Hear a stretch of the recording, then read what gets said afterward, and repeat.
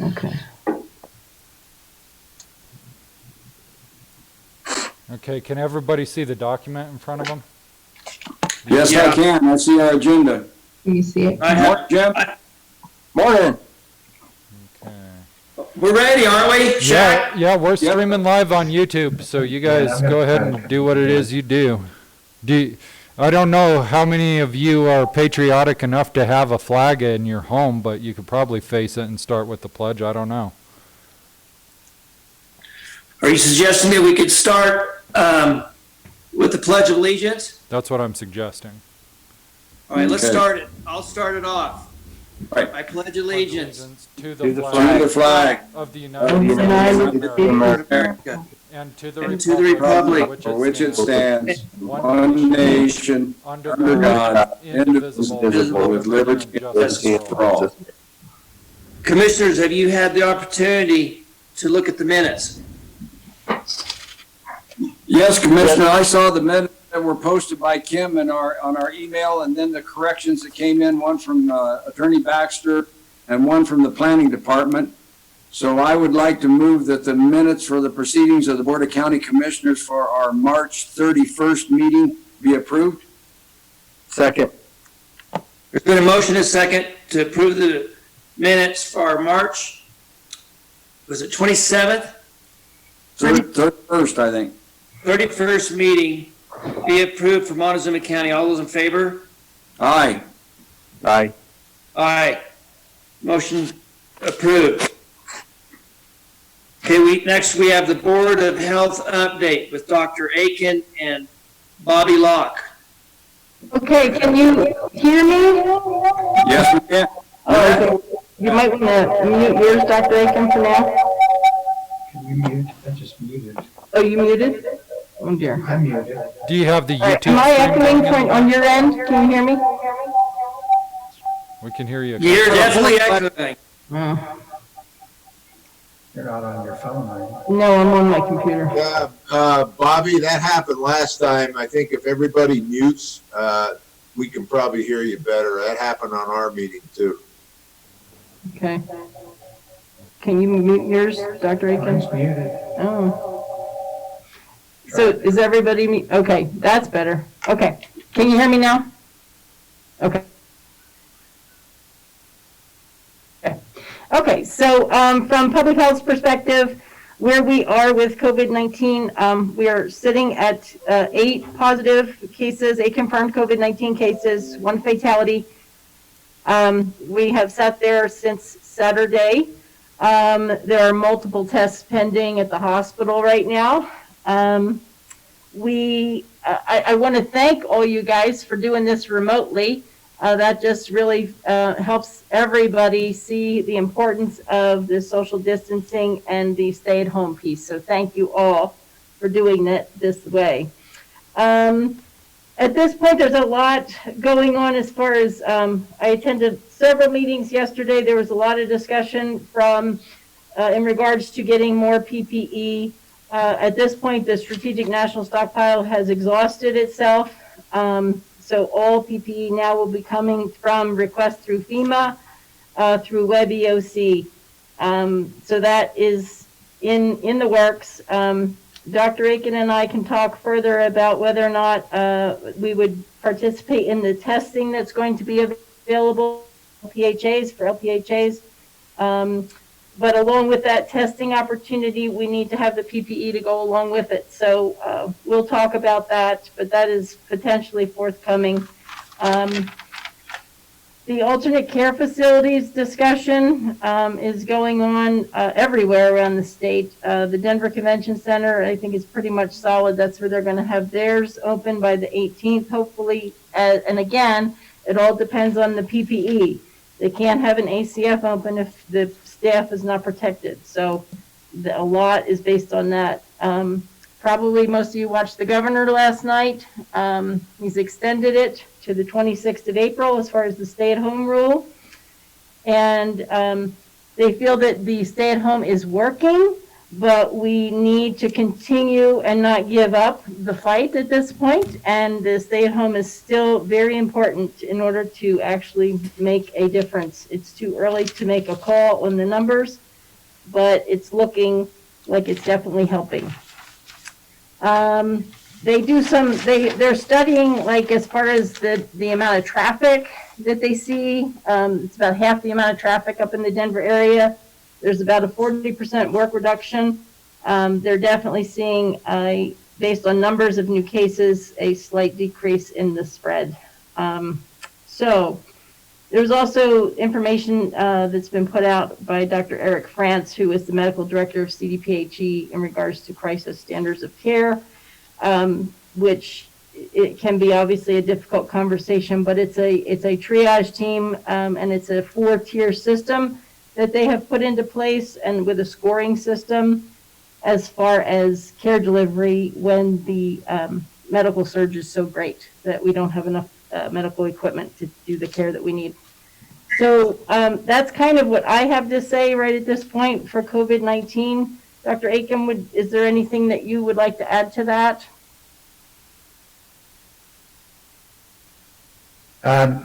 No, if there's nothing else, I think that's a good update. We obviously have many, many things in the works at this point, and appreciate everyone working together so closely and so well to accomplish what we are accomplishing in preparation for the COVID epidemic. Thank you. Does anybody have any questions?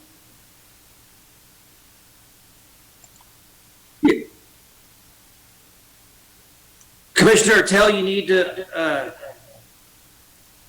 There we go. Am I on now? Yes, yes, sir. Can you hear me? yes. Yes. Yes, sir. Okay. I wanted to ask Dr. Aiken if he had any clue or any timing on when the hospital district might receive that testing machine to help speed up the testing of the patients that are in question, whether they're flu patients or have COVID-19. Is there any update on that? That's an excellent question, and I wish I had a better answer for you. We are in constant contact with the manufacturer and the sales representative. We keep getting information that it's going to be next week or the week after. I certainly think that by mid-April, we should have that here with enough testing supplies to start doing some testing. We won't have enough testing supplies to be able to test everyone that we would like to, but we can start to have rapid test results, which will certainly enhance our ability to manage the outbreak. Right now, we're still waiting a minimum of 3 and often as much as 6 or 7 days to get test results, which I understand is quite common across the country. Many hospitals are very frustrated with how long it takes to determine whether somebody is actually positive. It ties up the staff. It uses extra personal protective equipment because we have to treat them like they're COVID positive until we know. So we really appreciate everybody's willingness to be part of the effort to help fund this and get it installed, and we're working to get it as quickly as we possibly can, but I don't have a definite date yet. All right, thank you. So I have a question for you, Dr. Aiken. Will that machine just be housed at the hospital? I'm assuming to where those personnel will be able to take care of it and then monitor it and everything that goes along with it? Or is that public health? The machine is a laboratory machine that will be installed in the hospital laboratory.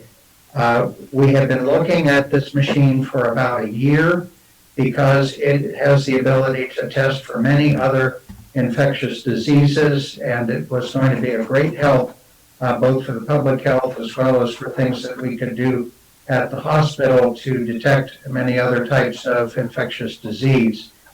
Because of the cost of the machine, we had not yet purchased it, but now that they have an emergency use authorization for their COVID-19 test, we felt that it was appropriate to get this now so that we could do rapid testing. It will be in the hospital lab, but it's available to the entire community. I mean, we're going to use it not just for people in the hospital as patients, but we'll use it to run tests according to the CDC testing guidelines for anyone in the community and perhaps even beyond our community if we could get enough testing supplies. All of these things are in critically short supply. Unfortunately, the machines themselves are being rationed, but testing supplies also are being rationed, and we put in a large order for testing supplies, but we know that we won't get all of that at once. Is there any other questions for Dr. Aiken or Bobby Locke? No, I'm good, sir.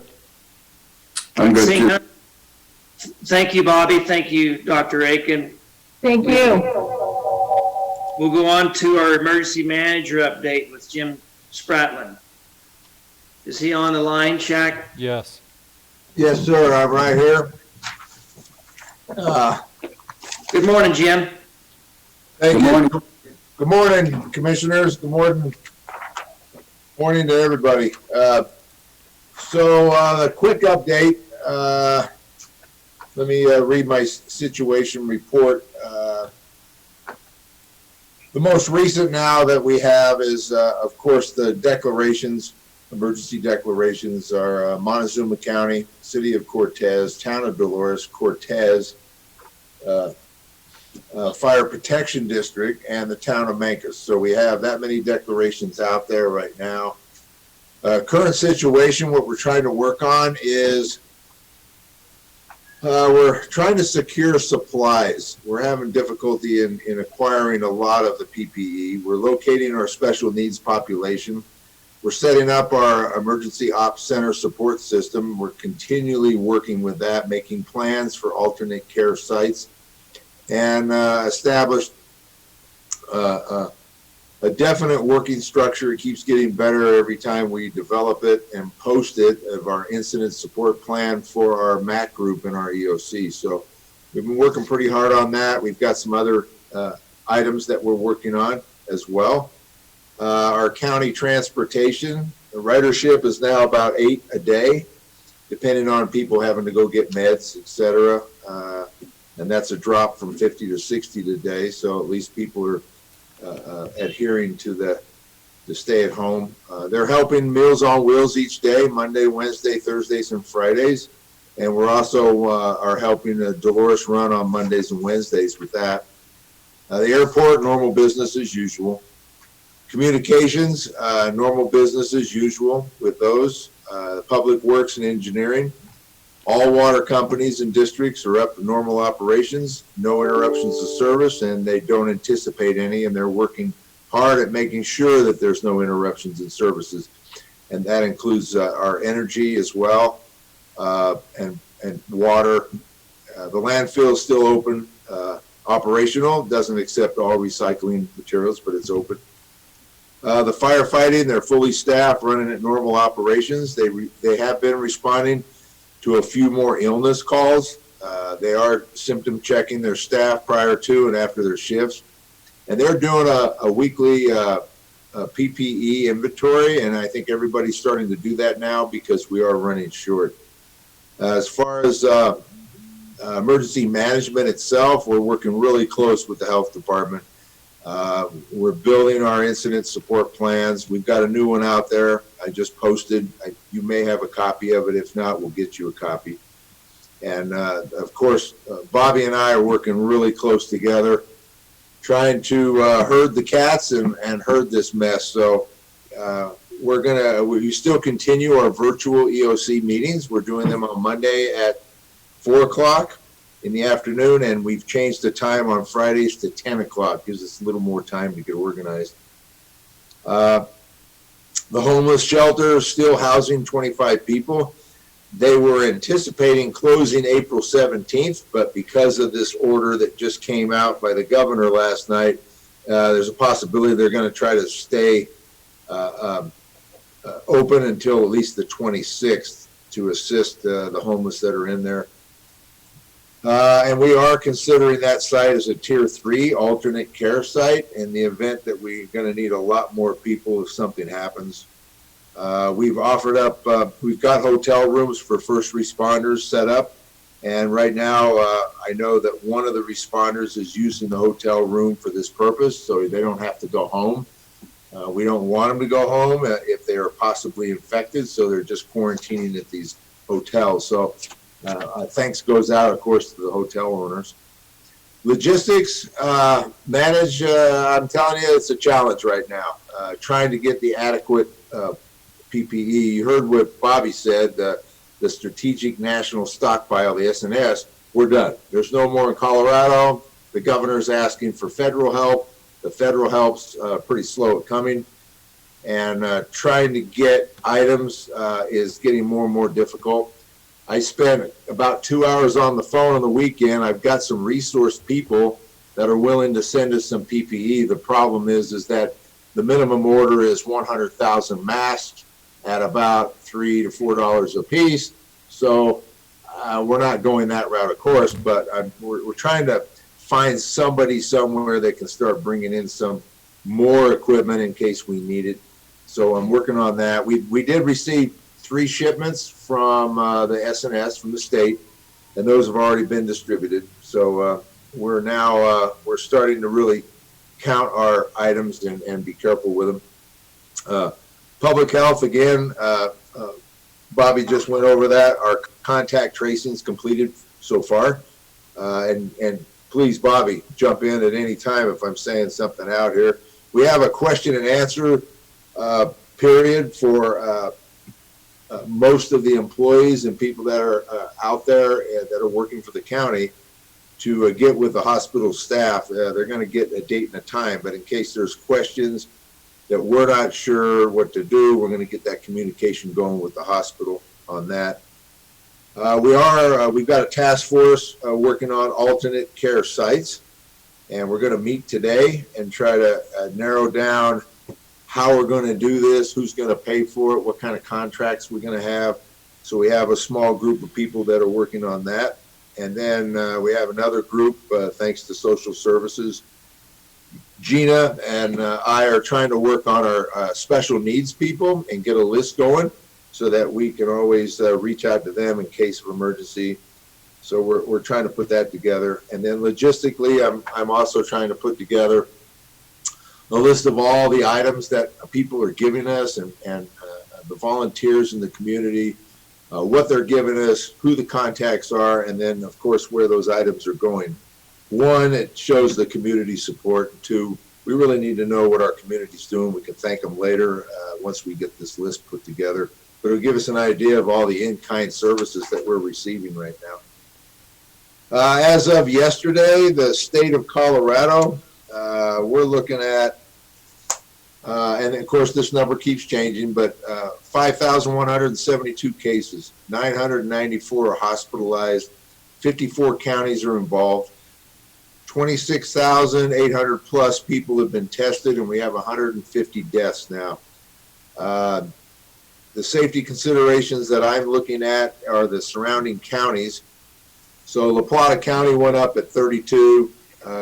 These are confirmed cases. Archuleta County is 6.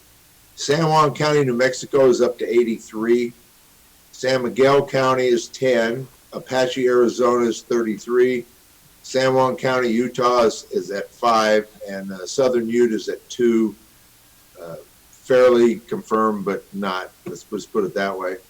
The Navajo Nation, which encompasses some of these areas, 354 people infected and 14 deaths.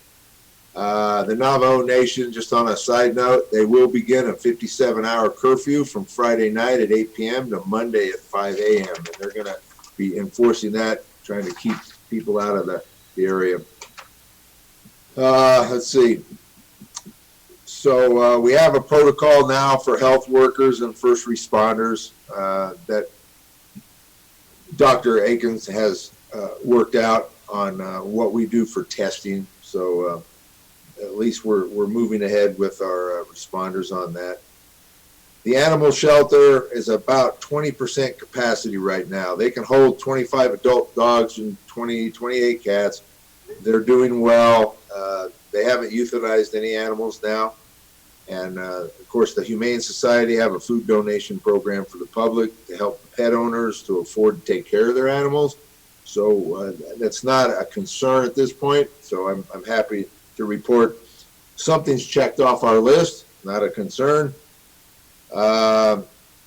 Empire, and of course the water companies and the gas, currently all at normal operations, no interruptions of service. So we're good there. The sheriff, his office is, we're having to take a few extra inmates, but they're slowing down the transportations at this time.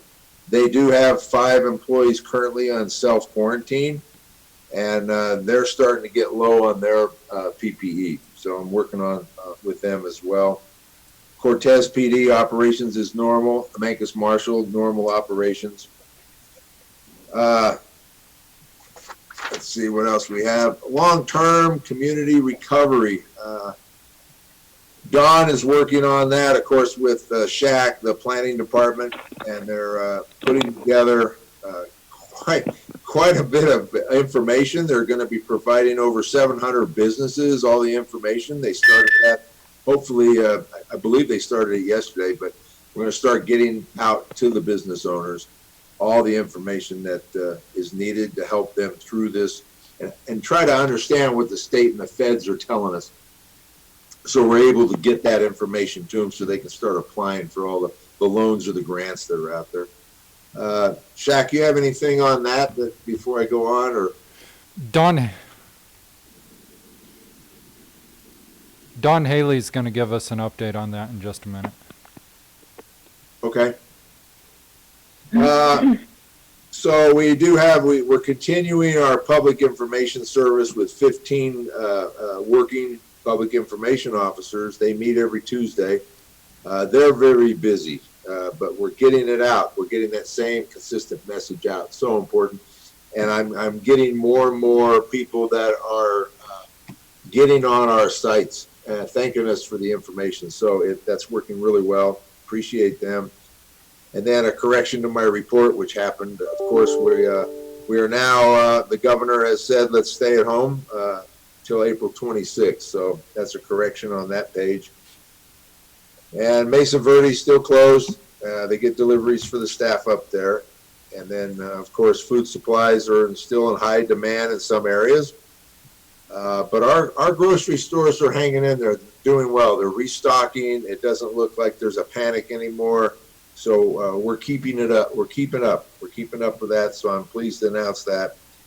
And then, of course, the Tri-City Chambers of Commerce still has created that Montezuma Business Task Force.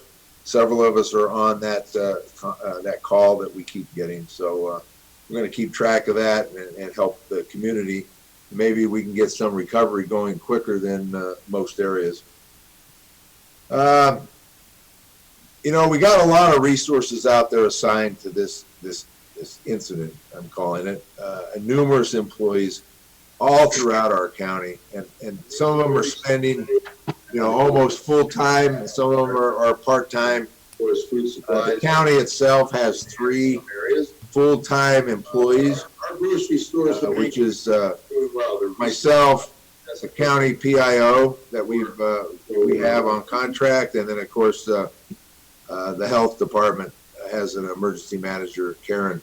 And then we have 57 people in our virtual MAC EOC that spend a lot of time on this. So still trying to calculate overall costs. That may take a long time to get in because we're still busy catching up. But for now, we're moving ahead. We had another meeting yesterday, and as I was telling Commissioner Patel that, you know, it's so important for the public to understand this community of responders and the health department and everybody that I'm working with closely. I mean, they have a passion for this. Everybody's working so hard to make this work. And then the community itself is coming out and everybody's helping one another. You know, it makes us really proud of Montezuma County. I am so amazed at the help that we're getting, and it's really helping us all the way around. So my hat goes off to everybody out there. They're doing it. They're doing a great job. So my biggest concerns, again, are high-impact media coverage, which we're working on closely, resource availability. I'm reaching out to these national suppliers, and I'm reaching out to everybody I've known in my lifetime, trying to get supplies within a certain period. And then we did have one death in our a population of Montezuma County. So that's very concerning. But right now, as of April 4th, we had the 2 more cases, so we do have 8 positive and 1 death, and I'm hoping and praying that we stay right there at that. The other report that I have is a short one. You may have a small Excel spreadsheet in front of you. This is kind of a cost projection that I typed up, and I was working with Shaq on this, but this is the cost projection at the worst day in Montezuma County, worst scenario that we could have for 90 days solid, with close to our entire 60 beds of the hospital being filled up, our tier 1 and 2, having tier 3 filled up with 2 sets of 40 beds, that's 80 people, and then having hotels on tier 4, about 150 people being quarantined in that. With that being said, needing disinfectant supplies, the bottles, the staff to run it, the nursing staff, the doctors, all these sites to run this, including, our temperature guns, our medical goggles, everything from alcohol wipes to cotton balls, you name it. And then even adding in a possibility of a medical surge tent for 30 patients at the hospital. Worst case scenario, in 90 days worth, we got $1.8 million worth of cost coming out. And that's just a guesstimate. So the best case scenario is probably around 300,000. And right now we're starting to spend some funds on that. And Shaq can give you a better idea of where we're spending it. But according to our emergency operations plan and our declaration resolution that we signed just recently, gives the chair, the board has given us authority and spending authority. So the county administrator has up to 100,000 that can be spent in the first 24 hours, 50,000 spent every 12 hours from then on, and then not to exceed 500,000 without the board's approval. The sheriff has a similar spending at 50,000, 25,000, not to exceed 250. And then I have spending authority to spend in an emergency 25,000 in the first 24 and 10,000 after that, and not to exceed 75,000. And what it does say is the authority is granted to seek, obtain, assist in operating supplies, equipment, and services needed for the protection and life and property of the people of Montezuma County. So that's kind of broad. Naturally, I'm not going out and I'm going to spend, 75,000 in one day without getting with Shaq. So, but I just wanted to let the board know we're going to start using this funding, and especially for protective equipment for our staff out there. And I'm going to start bringing in some of that equipment at a reasonable cost, hopefully, and keep it well under those prices. But I just want to let the board know that based on all of that, again, I hope and pray we'll never get to 1.8 million, but we are going to probably spend at the low end 300 plus, and that'll depend on the PPE and how much longer this carries on. So, and I can't predict any of that right now. So that's the long or short of it, I guess, or the short or long of it. Any questions? Any questions, commissioners, or anybody on the call? Again, I hope and pray we'll never get to 1.8 million, but we are going to probably spend at the low end 300 plus, and that'll depend on the PPE and how much.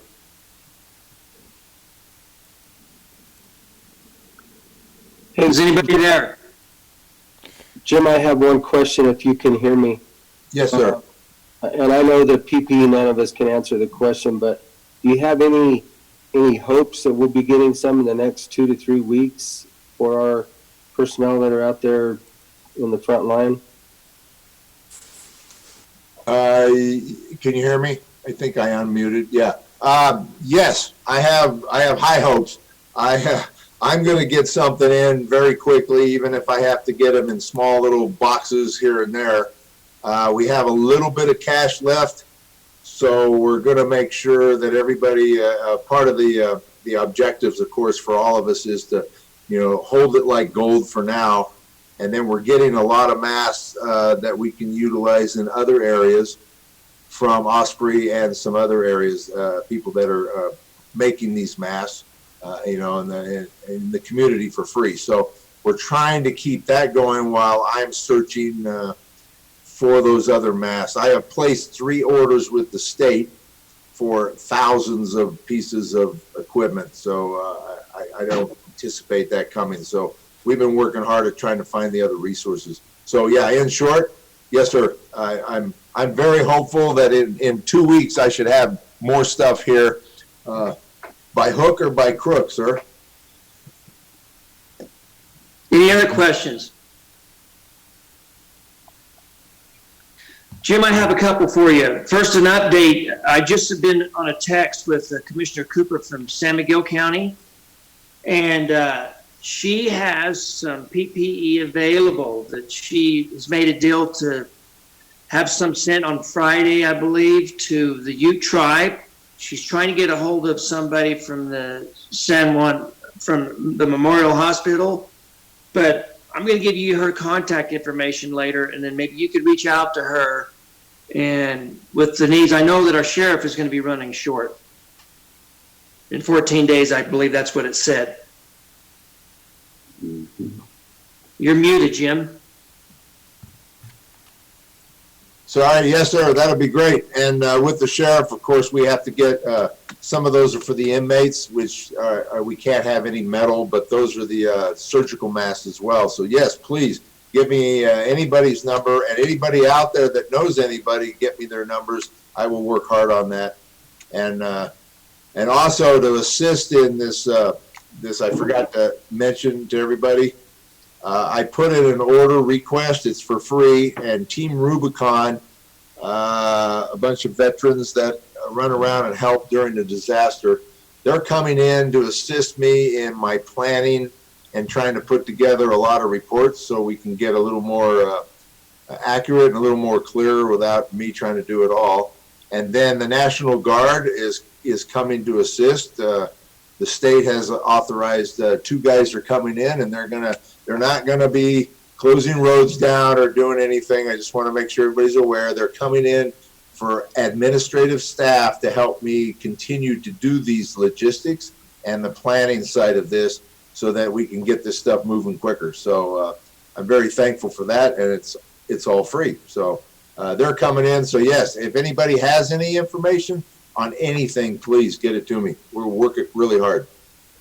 And then I have one more question, Jim. On the top of your form here, it talks about a surge tent. And I was wondering, could we not use the indoor fairgrounds for something like that? Yes, that's on our list. On our discussion today, we're going to work, we're going to be talking about the tier 1s all the way to tier 4s and where we're headed. Dr. Aiken's on that, Karen Sheik, Karen Dixon, and I. And we're going to add a few more people. But, excuse me, yes, that's one of our places that it may be a possibility if we get the overflow. Yes, sir. Okay. Any other questions, commissioners or staff? I have one more, Jim. What time is that conference call today? I did read that email. I forwarded on to the other 2 commissioners this morning that I got from Karen Sheik, establishing all of those areas. But what time is that conference call today? That is at 11 o'clock. Okay, thank you. Okay. It might be hard for us to make. Any other questions? All right, with that, we want to thank our Montezuma County Emergency Manager for his update. Thank you, Jim. We'll go on to our business task force and our county economic recovery. And I was hoping that if you guys could introduce yourselves so the people that are online know who you are. So if somebody would like to start. Shaq, are we there? I'll start. I just unmuted myself. Hi, I'm Susan with the Dolores Chamber of Commerce, and I'm part of the Montezuma County Business Task Force. I don't know if anybody else from the team is here. I know Jim Spratlin's part of the team. Jim Candelaria is part of the team. I'm not sure if anybody else is here. Can you let us know that information, Shaq? Yeah, Don Haley is on. We have Laura Lewis Marchino on. Yeah, this is Don Haley, planning director. I'm also on the call. Yep. Okay, hi Don. Thank you. Were you Okay. able to access the list? Okay, well, I'll get started.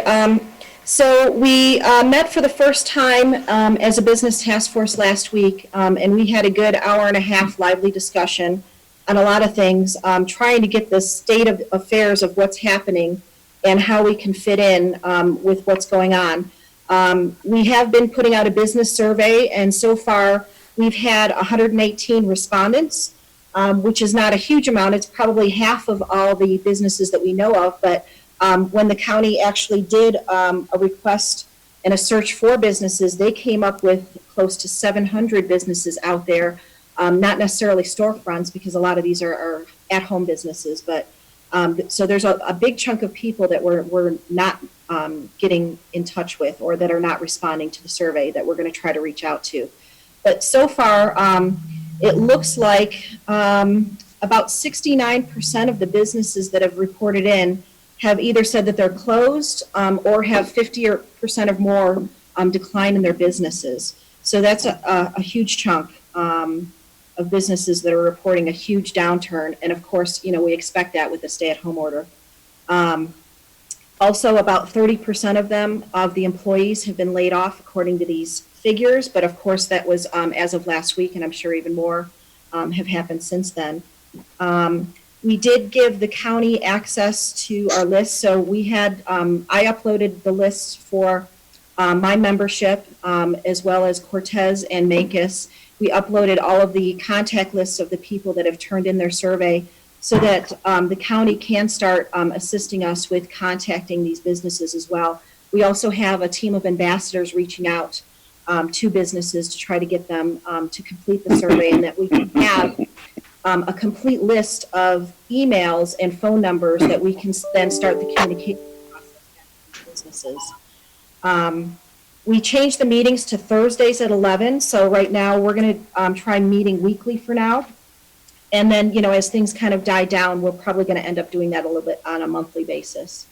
Colorado Municipal League has reached out to us and asked us if we can actually do an article for their next magazine of the Business Task Force, how we came together, and some of the projects that we're working on. So I'm working on that as well. We created a Tri-County Chamber of Commerce newsletter.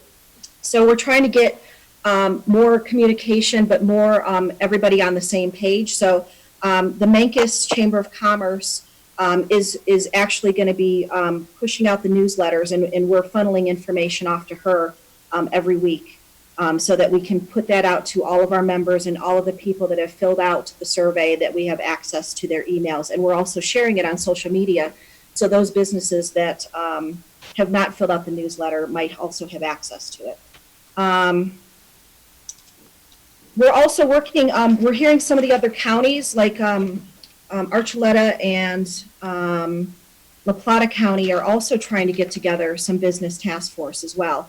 So we're hoping that we can also support each other and bounce ideas off of each other as they get their stuff together, and so that we're not necessarily redoing the same information over and over again, and we have a little bit of a way of communicating cross-county as well as within our county.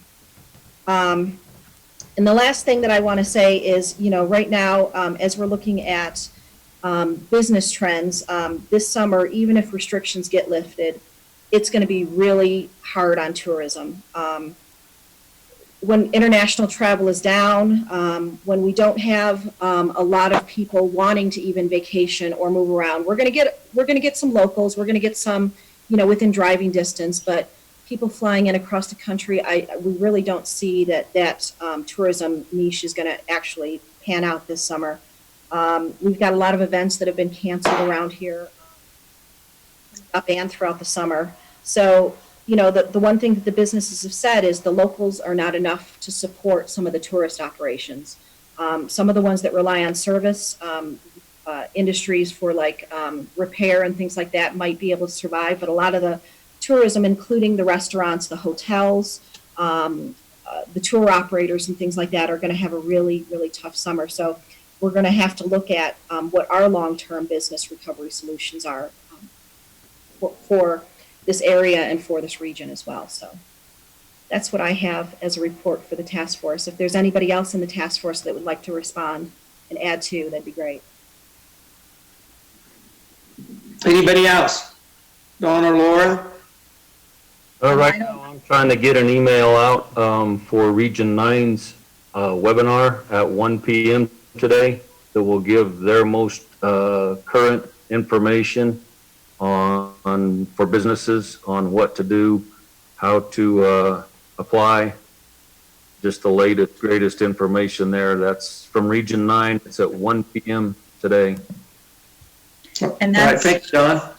and that, this is Laura Lewis Marshino with Region 9, and Heather is also serving on the task force, one of our employees. And the webinar today is focusing on the CARES Act and how that is rolling out and SBA applications and things like that, because that's where we're getting definitely the most inquiries. All right, thank you, Laura. Any questions, anybody on the call? All right, seeing none, well, thank you, you guys. We'll go straight to the Region 9 update from Laura. Thank you so much. Basically, Montezuma County has some CDBG funds that were granted in the early 1990s to be used for businesses. And even though those funds have been revolved, they still need to be designated for businesses. And maybe a week or two ago, county staff contacted Region 9 about how we might be able to utilize those funds in this crisis. And I will let Shaq or other staff talk to this a little more specifically. But Region 9 launched our emergency loan funds because until the federal money and stimulus is coming down, we're seeing that we really need to get some money out to our regional businesses for emergency purposes like rent, paying employees, paying utilities, especially if they've been closed or severely impacted by the quarantines. And so we talked to the, so we did basically develop this emergency loan fund with funds in each county.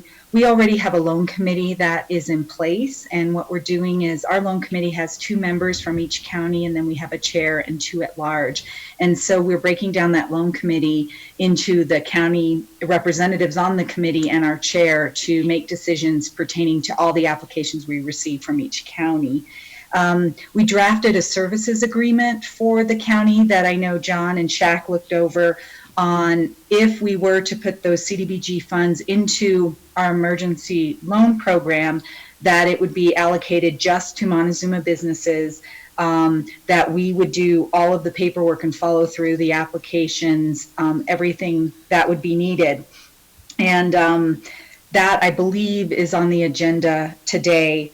What we do want to know, obviously, from the commissioners is if they're interested in doing this, and then secondly, how Montezuma County wants to be involved in the decision making.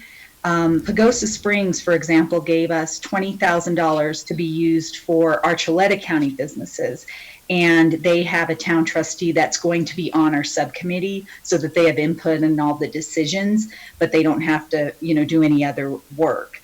And so my proposal would be that a couple folks from the county, whether it's staff or a commissioner, be on that decision-making committee, because technically it would be your money. And, if there's certain applications that the county is not in favor of, then if we needed to go forward with that, it wouldn't be with the county's money. It could be with Region 9's money or whatever we need to do. We did also establish some criteria when we developed the loan fund. We are looking at interest-free for 6 months, because initially we were hoping folks would be able to get back on their feet and pay it back. and it would just, there'd be no fees attached to it. Pagosa's money, they're asking us to do interest-free for a year. That is fine. Our process was we would go to 1% after that time. And then we also have in our services agreement to protect this money against losses. We know it's really high-risk loans we're making. And we participate in the Colorado Credit Reserve, which is a CHAFA program. And we put 1% of each loan into this CHAFA program. And if there are losses, we are able to recover 20% of the total loan. So, for example, if we're making a $10,000 loan, we could recover, about 40, what would that be? $20,000, $30,000 that we could reinvest into the fund to continue it. And also, whatever Montezuma County wants to do with this money after it's dispersed and paid back, it's your money and it can be returned to you. Region 9 can continue to use it for Montezuma loans. There's a lot of, different things we haven't really hashed out. But I think that's an overview of some of the things that we're looking at and some of the possibilities. So I'll open it up. Thank you, Laura. So commissioners, that goes into our resolution. Just stay right with us, Laura. But it's resolution number 5, 2020. Commissioners, thoughts, discussion before we have a vote. Or Shaq, you can give an overview if you have any more, or John. I think Laura did a. Commissioner Schiff, I'd like to hear from John. I know that I had asked him to kind of look this over, but from what Laura just said, obviously this revolving loan fund has been there for a while, and it could be used for this kind of a circumstance right now, which I think we kind of discussed it last week, and I think it would be valuable for our people in this county. How we go on about the other criteria, whether it's 1 year no interest or 6 months no interest, or moving into 1% or whatever, I think those can be made later on down the line. Thank you, Commissioner Candelaria. Commissioner Ertel. Yes, I'm in agreement. I think that's what these monies were designed for. I think we're in extreme circumstances today with how we're going to loan this money out there. People out there that are going to be very desperate to have some sort of income and funding. So I would like to see us do this through Region 9, and I would like to adopt the same idea that this be interest-free for a year, and then after that 12-month period, then move into some type of 1% or something based on prime or something like other institutions that are loaning money out. But I think temporarily we make this money available, and we make it available for no interest, so we don't scare people off from trying to use it. All right, thank you, Commissioner Ertel. John, your thoughts, the county attorney? Laura, is that good? Is that sufficient enough advice as far as because I don't know how long we really can kick down the road a decision on the interest. I think we should make it now. Right. And so if the commissioners are in agreement with Commissioner Ertel's suggestion, is that sufficient for you? And I think we need to actually tell Laura, or defer to her as far as what the percent's going to be, because people are going to be signing paperwork now. We can't come back later and tell them in a year, hey, we're raising it to 3% now. Right. I think that decision needs to be made now. And then the one other thing is, who from Montezuma County is going to give Laura the final okay when they decide who to give this money to? Can you guys delegate that authority to Shaq, if you even want it, Shaq? Or do you want it to be go in front of the BOCC? I don't know how long we want to tie things up, if we want to wait till the next meeting to get these things approved every time, or if you want to just put one of you three on that committee. But I think those are decisions that need to be made right now. If I can interject. If I can interject, my one concern about having all the commissioners involved is that would make somebody's individual financials kind of part of a public meeting, with the loan decisions. And so I have no problem if a commissioner wants to be on the committee, kind of go through the process, go through all the applications, or if we send recommendations, that can be reviewed. I just wasn't quite sure with public meetings how public we wanted applications to be, because that might impact applications. I think the Can you address that, John? I think the most efficient thing would be to just make Shaq Powers the contact person. And if Shaq thinks that there's anything that you all might take issue with, he runs it by you all. Basically not in public. He's gonna, he'll be emailing you or calling you or something like that, and making sure you guys approve if there's anything that he thinks he should run by you. But otherwise, that we defer to the county administrator to make the decisions on who gets the money. Commissioners, your thoughts on John's suggestion? I agree with that. I think that simplifies the process, and I think we need to keep it as simple as possible. I think with their committee's review of the loan applications, they send a recommendation to our administrator, and if he's got questions, he can come to us if there's any type of concern or question about the application. But I think we leave it to that loan committee and to our administrator to make the decision on the loan. Commissioner Candelaria, your thoughts? I'm definitely okay with that also, and with Commissioner Zertel to loan the money 1 year with no interest, so that Laura has everything that she needs to move forward with it. And just to elaborate on the 1 year no interest, that would be totally fine. And what we have set up is after that time, it would go to 1%. After 2 years, we would go to prime. So that would be what we're proposing would go in the loan documents, even though at this point we don't know what prime is going to be. All right. Okay, commissioners, are you in agreement with that? That sounds fair to me. Commissioner Candelaria? That is perfect with me. So with that, I would move that we accept resolution number 5, 2020.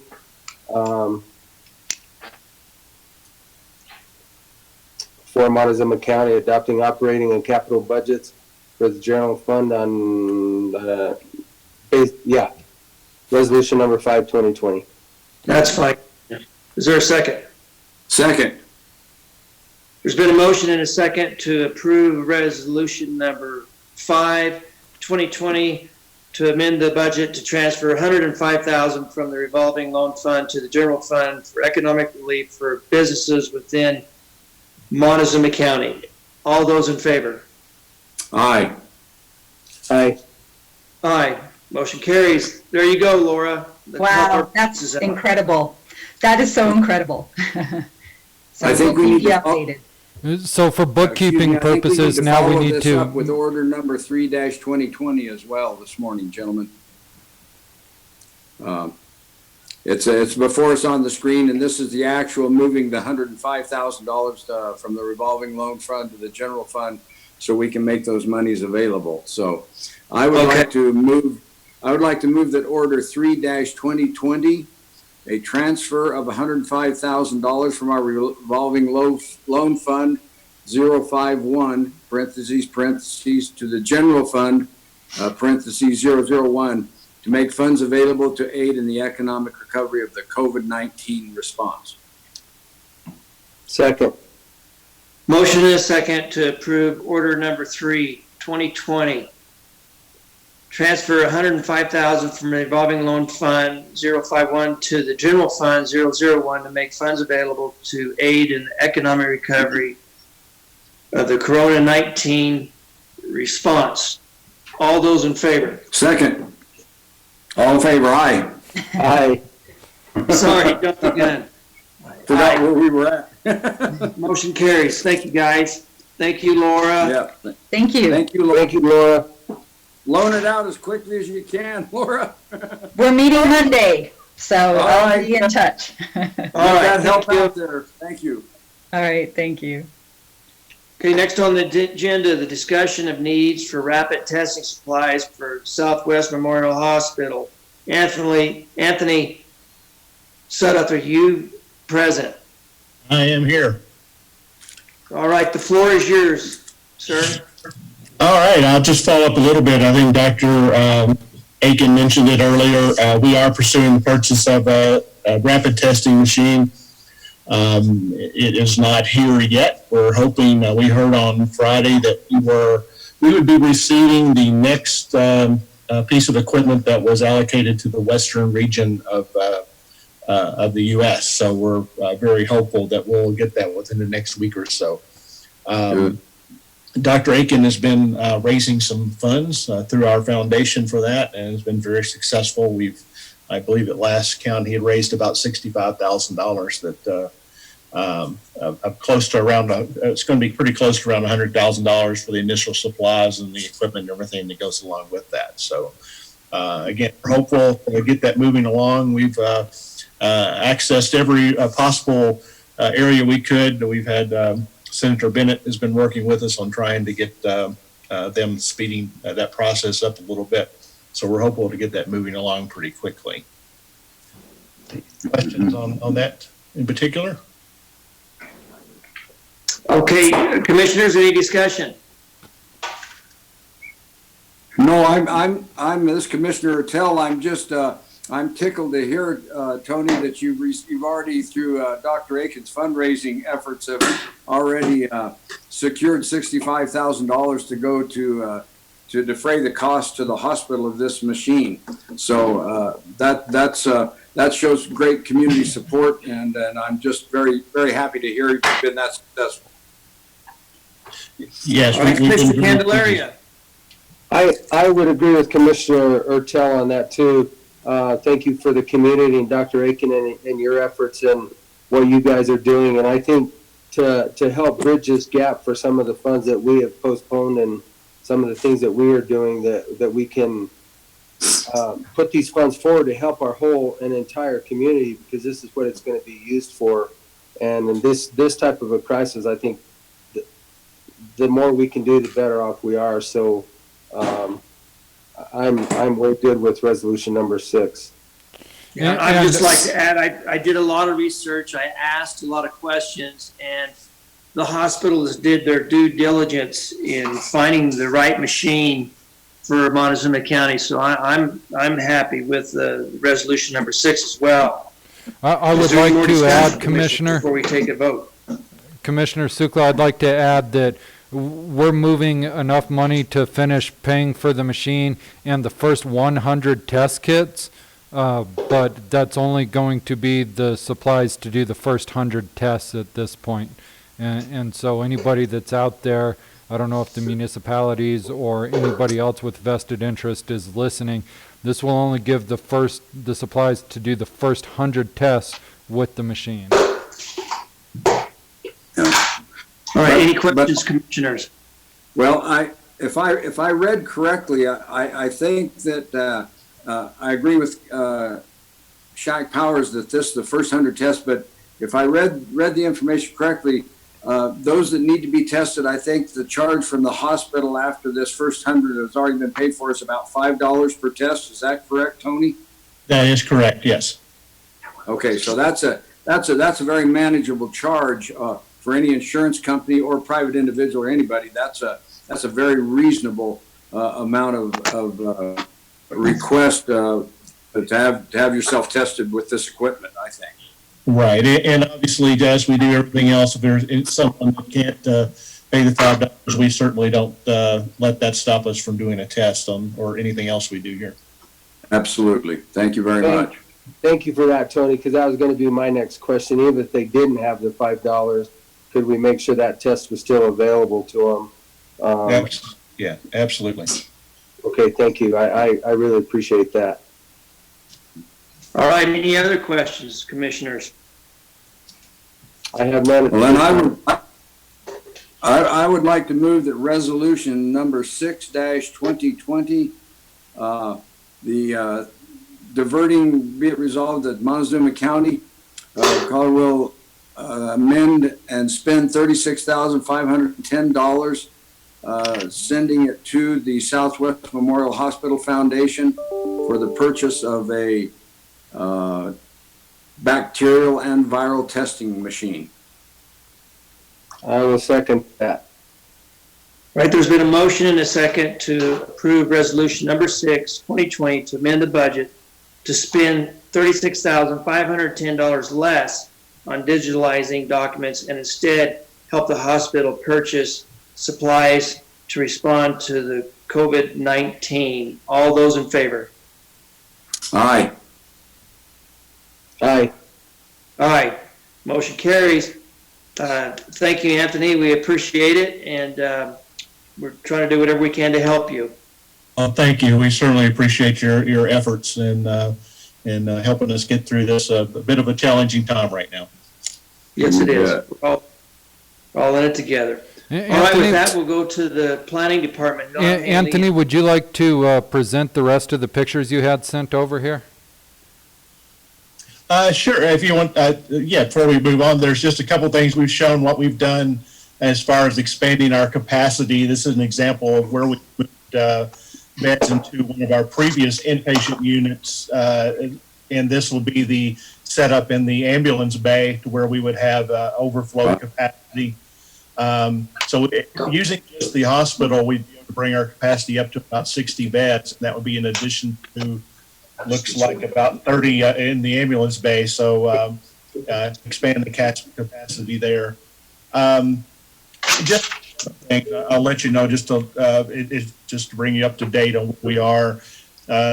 We did make the announcement last week that we have shut down our elective surgeries and a considerable amount of our outpatient services right now, which if y'all follow our financials, you know, outpatient makes up about 80% of our total revenue. So we expect to see a drastic decline in our revenue over the next couple of months. We have accessed the provisions of the CARE Act on the Small Business Administration loans. We applied for that yesterday on the Payroll Protection Act. So we will be in a position to not have to do any furloughs with our employees and can keep everyone working anyway through this time. But a couple things we're doing to keep things going the best we can during this time. Yeah. Wow. Thank you, Anthony. All right. Thank you, sir. Thank you. Planning department. Don Haley and Jane Duncan on a variance. Are you ready to present? Yes, we are. Gonna put that up. We can hear you, Don. Variance request is from Diane Edwards. She lives in the Vistas subdivision that is just south of the intersection of 184 and County Road 26. On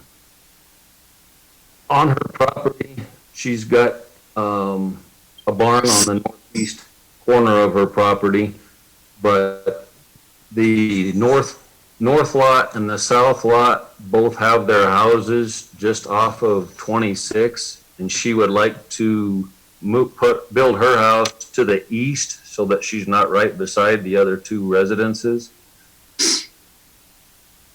But in doing so with the width of her lot and to allow for the site build and the septic with the lay of the land, she's requesting a 30-foot variance from the south property lot.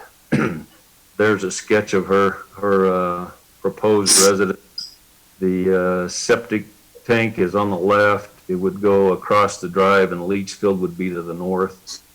Along with that 30-foot from the south property line, she also has a non-opposition letter from her neighbor to the south. That's just below the sketch, Shaq.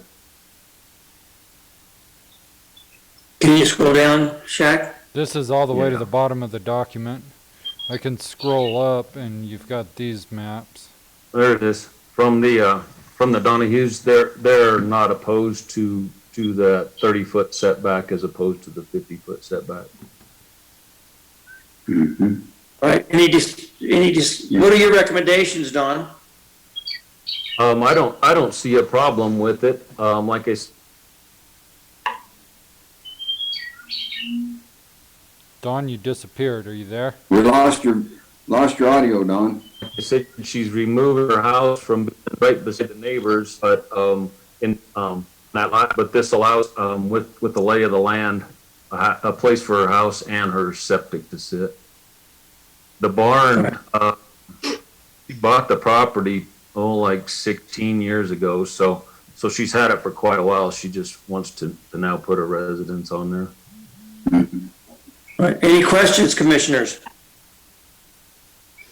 No, I guess I've I've- gotten more reservation about the 30-foot setback on her home there. Commissioner Candelaria? No, I have no reservations on the 30-foot setback either, and this is one of the things that we've been talking about, or I have been. I think the 50-foot setback is still too restrictive, so definitely have no restrictions here. It's hard to see the pictures with this screen so small. Yeah. Hey, Shad, can you go to the Edwards site plan off the drive? I'm even trying to look at a computer here and I can't. I don't have the document. Whoa. Can you make that a touch smaller?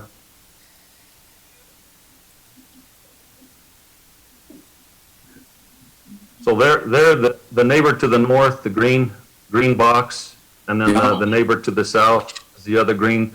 The dark square with the blue around it is her proposed build site, with the septic then over in the bare area just to the northwest.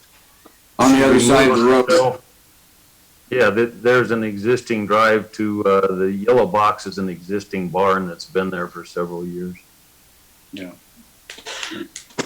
All right, any, Yeah, she needs a variance for the setback of 50 feet, but it's only because she wants to stay away from the other neighbors' houses and not impact them that have been there for 20 years, just to keep the distance.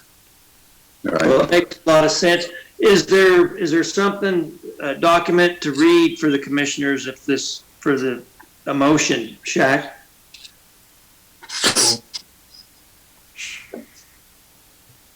We've got the hard copy sitting on Jane's desk, but since you guys weren't there, we were just gonna email that to Kim. I can load that real quick, Shaq. Yeah, if you want to put it in Dropbox or email it to me, whatever way works best for you. Okay, it looks like we have enough information though on this document here. Would you say that suffices, commissioners, to move forward with the vote? I think we have enough information. It's the Edwards property. What was the address again? 18612. So I'm going to try to do this without that information in front of me, so bear with me. So I would move that we accept the variance for the property 18612, the Edwards property, to be able to move within 30 feet instead of the 50-foot setbacks for the construction of a residence. Second. All right, there's a motion and a second, and a bird, apparently, to approve a variance for the Edwards property located at 18612. Is that Dolores? County Road 26. Road Dolores. 26, Dolores, Road. correct. Road 26, Dolores, Colorado. All those in favor? Aye. Aye. Missing one eye. Sorry. Aye. Have to unmute it. Sorry. Man. All right, do we have any, oh yes, I see, that's done. Sky Mesa Estates, can you talk to us about that, Mr. Haley? I haven't been involved on the conversations. That's basically between Shaq and Rob, and I believe okay. Kim probably on setting up that district. All right, well, I had a We'll go- forward Shaq last week. all right, well, look, Rob, are you on the call? Rob Englehart, which would be the road supervisor for Montezuma County? Can you hear me? Yeah, Dr. Rob. I hear you. Yeah, I'm here. And we also have Keenan Lovett on here. Keenan, if you want to unmute yourself. There you I think I'm unmuted. Everyone hear me? Yes, sir. Yeah, we can hear you. Can you kind of give us an update there, Mr. Lovett? Yeah, I can give you an update. I'm hoping in front of you, oh yeah, okay, you can all see the petition that is in front of you there that has been executed by the vast majority of the lot owners that make up the Sky Mesas Estate subdivision. Just as a little background, Sky Mesas Estate is there on the just east of the South 40 golf course there, and has been pretty developed at this point. There's quite a few residences in that subdivision. And just so you all know, I've got Miss Mary Ann Finley here with me, and we're doing our best here to practice our social distancing. But the HOA, what they're very interested in is having their road, which at this point is essentially a gravel road, be chip sealed and improved. And the vehicle they would like to do that with is through a local improvement district through the county, which their petition the petition is requesting here is the county form that local improvement district. We did have a meeting with Mr. Powers and Mr. Englehart last week, and so they kind of know where we're at with this. At this point, there's really no private local contractors to do this chip seal. We did check with Four Corners Materials. They confirmed they would not do this. There is a company out of Grand Junction that would, but it would be something that I think right now the subdivision would prefer that the county perform the work, and then the cost of the work performed would then be paid back by the lot owners of the subdivision over time through a special assessment on their yearly property tax revenue, on the property tax obligation, I should say. That's where we're at. Commissioners, discussion. And Rob, do you have any? Rob, how about, let's hear from you. When did you last contact Four Corners there, Keenan? Or Kellen? I contacted them on Friday. Okay. And it was excuse me, go ahead. I contacted that Marty at Four Corners that gave us the bid on the pavement. And he said, no, they do not do chip sealing, but United, I don't know if they own them or what, out of Grand Junction does do it. But he said, we're not interested, and we certainly have no objection to the county doing that road for you. Okay. They had kind of mentioned to me, Larry Don, that they would be interested. They're going to do the rest area out by the Voed School this summer as one of their projects, and they were interested in looking at this project once with me, and I said, well, please do, because you're private, we're not, and that's why I asked that question. So, gotcha. And I guess the rest area, are they doing chip seal? Yes. All right, discussion, commissioners.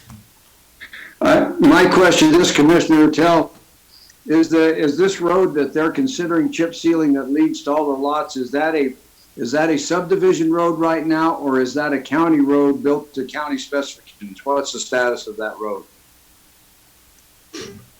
The road is built to county specs. it is, but it is a red road. As it is right now, it's a red road. Thank you, Keenan. So it's a subdivision road right now. It's not in the county inventory, correct?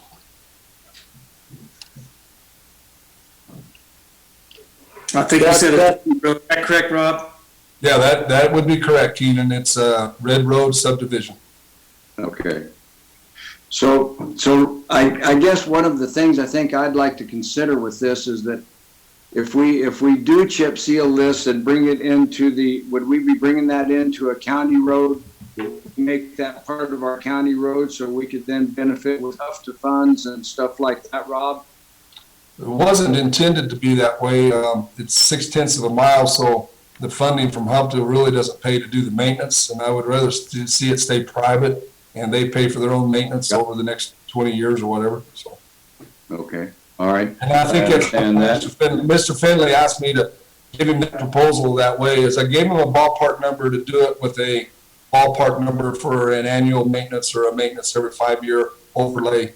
And so that's pretty much into what their plan would be, was stay private and then do a overlay every 5 years, something to that effect. gotcha. So, you have any questions, Commissioner Candelaria?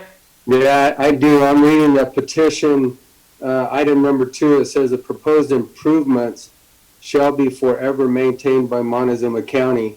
And I think, Rob, that's what you were saying, that you don't necessarily want it to be taken care of that way because of the length of the road, and it wouldn't really do anything for the maintenance for the HUFT funds. Go back to that. Go back to that screen. I was just reading that, Shaq. It says petition, right on the petition before the signature is number 2. I guess. Oh, I see it. If I may speak to that a little bit. Go ahead, Keenan. This is Keenan Love. That's really the nature of what we're petitioning for. Is it's a local improvement district. That's through the county. So as you can see in number 3, that yes, it's maintained by the county, but the cost of that would then be a special assessment back on the lot owners.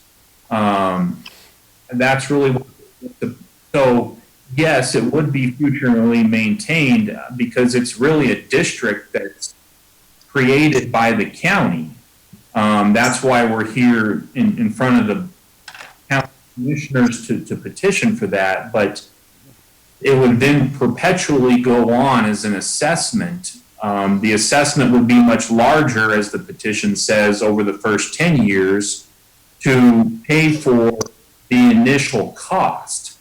And then the assessment would move down to reflect the county's reasonable belief of how much it's costing them to maintain this this road. The subdivision itself does not have funds to pay for this road, and so this is a vehicle to allow for them to get this improvement and for county properties to be increased in value and it be paid back over time. What kind of values, Keenan, is that going to increase the properties? What's the number on that? Pardon me? What is the number that you just stated that the values are going to increase? What is that number? I didn't necessarily say, I don't know the exact, I don't have, any sort of like values done there. I'm just saying that obviously with the road being improved, it will increase the values of these properties. I think that's going to be something that would be the assessor to revalue those and increase the tax rolls. I got a question for you, Keenan. If a property is sold, then I guess there would be an understanding of whoever buys the house would then have this obligation to continue in their taxes. Is that correct? Yeah, it's going to be if the county approved this district, it's going to be a special assessment on these properties perpetually. It's going to be, it will increase the taxes for all of these individuals, and obviously they understand that. The reason the HOA was much more interested in going down this road is because it guarantees that the maintenance will be properly done, and it's not, in the HOA to have to try to collect these assessments. People generally are going to pay their property taxes. It's more likely to be paid. And so that's where the cost of this would be funded. All right. Is there any more discussion? Commissioners, Rob, how do you feel about this? Well, I don't know about this maintenance. That wasn't a discussion I had. I understand what he's saying, and it makes sense from a tax deal, but it puts the county road department at odds here because this road may be up to standards, may not. They say it is, but it still needs gravel, still needs repaired, still needs a lot of work. And then they're going to want maintenance done on something that we really have no say-so with. And there is absolutely no warranty on this. I made that very clear. There's no warranty on this work that the county does if you have us do it. So I don't know how that all fits from a legal way. There's a lot of questions with that. So, John, do you have any thoughts? Yeah, I mean, I'm a little worried about 10, 20 years from now. I was kind of have the same concerns as what Rob just expressed as far as, what if there's disagreement as far as the maintenance? What if there's disagreement about how much it costs to maintain, what's necessary, those types of things. But, I don't object to the idea. If you all want to take this on, I think that's fine. And we can probably even either draft an agreement that kind of protects the county a little bit more as far as, and I don't know if the HOA would be amenable to that, but just to make sure that we don't get caught in a situation that, where we end up in some sort of legal battle, trying to figure out what is the correct maintenance for this road. Mm-hmm. Yeah. I guess Commissioner Sukla, if I may, I have one other question, and I wish this was in a different time because it would definitely be, my decision would be based on something different. But when I look at the dollar value, where are we going to come up with that additional funds right now?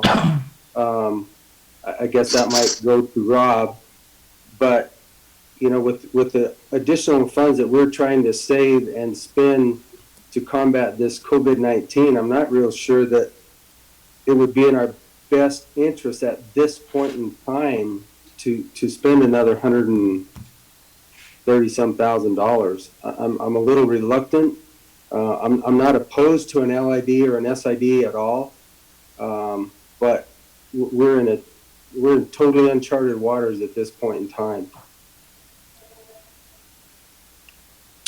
Commissioner Tell?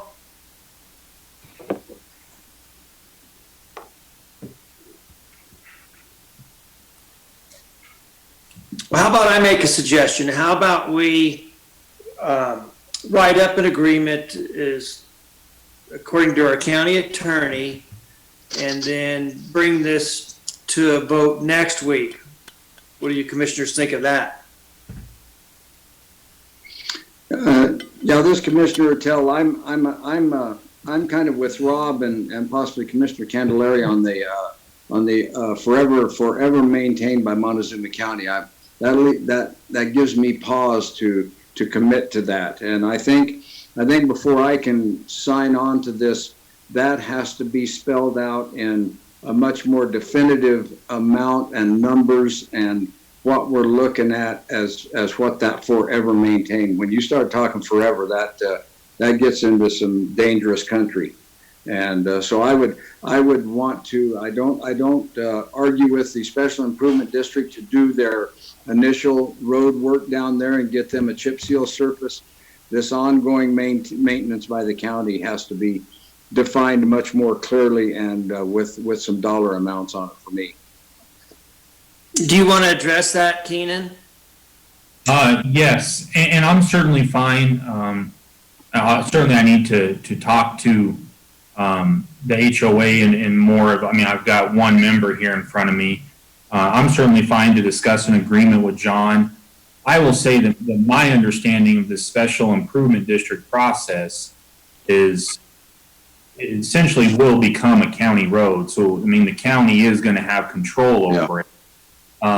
We could have just applied for this go to a red to a green road. The reason we didn't do that is the county has a very clear criteria for that, and this road doesn't really qualify for that. So this is another vehicle to essentially make this a county road. So I think the county will, if they approve this and it went to a final hearing after all the proper notices were sent out, then this does become a county road, and it's not like the HOA can just do whatever they want to do down there. They're going to have to comply with all county standards, and it's going to be like it was a green road. Well, then I think, Keenan, if this is going to become a green road and it become a county road after this Special Improvement District to chip seal, then that road Rob has to look at that. There may be some work that needs to be done prior to this chip seal as far as graveling, drainage, crowning. There may be some things need to be done to this road to make it qualified for a county road status. Keenan? Yes. Can I interject here? In Rob's proposal, part of that proposal is to pull and reshape the road to provide a minimum 2% crown on central lines for proper drainage, apply 2 to 4 inches of compacted Class 6 road base to establish the final grade, and chip seal it with 3 layers of county 3/4 inch graded dry screen chips. That, I mean, it was built to specs, but they're gonna bring it up to, you know, to where it would be in shape to be able to chip seal it. Can I interject? One at a time. Go ahead. That was a request to give them a price to do the work that it would take to make it right. But Right. I don't want everybody to think I gave them a quote to go do this work, because I didn't. I just said, here's what it would cost, I think, a private contractor to do it. I think. I didn't go ask Marty. It's none of my business what Marty charges.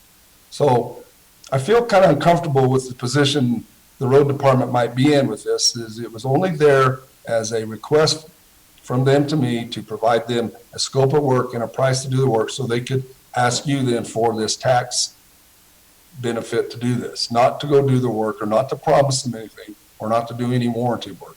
And I made that clear. There will be no warranty. There will be none of that. This is just a price for you to go ask the commissioners to do something different. So. And I agree, there's no warranty on it right here on this proposal. So that, I think that's all I wanted to say, is I don't want no confusion there what this was all about. This was all about just helping some nice folks with an idea. Hopefully they find a private contractor, and this is about what they would charge. So. Can I say something? Go ahead, Keenan. I completely agree with Rob. He did not give them a quote. The statute that this whole petition is running under, the HOA had to put a number in there. My reading of the statute is we needed to put a sum certain in. And so all Rob did was exactly what he said. And so that's where this number is coming from. However, we understand that it's not necessarily binding him or anything. Nothing will be bound to the road department unless the commissioners make that decision. But from the HOA's perspective, they certainly understand that all this first has to be approved by the commissioners before it ever becomes any obligation on the road department. yeah. Okay. Well, I would just add one thing. You know, a lot of our roads, I'll give an example, is Road T up there going towards the water company's faculty and that new Ironwood. That's a county green road, and it hasn't been worked on probably for 30 years. So we usually leave the roads to discretion to the road supervisor when he chooses to upgrade the road or not. And the number of every 5 years would actually be something that would be unusual for the rest of the road system. Would that be a fair statement, Rob? Yes. Yeah. Well, gentlemen, do you want table this until next week? What's your desires? Could I suggest tabling this until maybe when we're a few weeks out from this COVID response and we know we have a better handle on what our finances are for doing extra work at that point, after we see how much we've spent in the next 3 or 4 weeks? And I would, Commissioner Succo, I would agree with that. I would like to table this until the end of this stay at home, until the end of April. Rob, would that still, if we decide to move forward, does that work into your schedule as far as chip sealing? If we postpone this for 30 days, gives the attorneys time to come to this agreement. It gives us time to see where we're actually going to be financially with this next 30 days. I think you're right, Mr. Commissioner. I don't even know if I have time to chip seal it this year. It might be a project that we would schedule for next year. You know, to be honest with you, the work we've got on the books is pretty full at this moment, and something would have to be shifted around to probably make it fit. So you remember, it's not just me. It's a lot of outside players. It's oil suppliers. It's distributor trucks. It's a lot of things. So My guess is it would be tight to get it in this year anyway. It would be something we'd shoot for in 2021, not this year. So, as far as doing the actual work. Commissioner Tell? I think we need to put this out to the end of the month and let Rob have a better feel for where he's at with all of his jobs and what work we're going to accomplish this year. Want to get much more clarity on this forever maintained by Montezuma County and see how we're going to deal with that aspect of it or how we're not going to deal with that. So I'm in agreement that we put any decision out till the end of April. So Commissioner Succo, I would recommend that, looking at a calendar, we push it out until our first meeting in May, which would be May 5th. And again, I just want everybody to understand, I'm not against an LIB or an SIB. I think they have their place and they work well. My concern fiscally right now is the expenditure of the funds and the workload of the Road and Bridge Department at this point in time.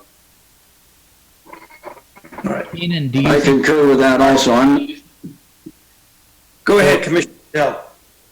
I concur with Commissioner Candelaria. I think this SID is a very reasonable way for this HOA to look at getting a road improved in their subdivision, but I think timing funds and clarity on the maintenance ideas we need to investigate this further. John, did you want to chime in? I was just going to ask Keenan if he thought that was a good tentative date to schedule it for, or we use that as a target, and then we can talk and let Shaq know whether that is in fact a good time or whether a different time would be better. I guess I'm certainly okay with that tentative date. I think the subdivision wants it to move forward as quickly as possible, but I understand this is a process, and I think, if that's when the commissioners want to handle it, then, that is what it is, and we'll work through their concerns the best we can and addressing all those. All right, well, why don't we move forward? We'll put it to the May 5th meeting tentatively, and we'll work through some of the issues, and then hopefully by May 5th, depending on it's all up in the air, but May 5th tentatively, and then we'll see what transpires between now and then, and we'll address the issue at May 5th. Is that okay with everybody? I'm good with that.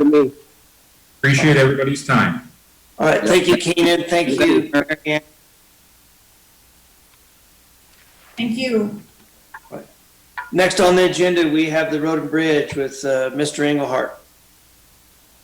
Morning. Good morning. Good morning.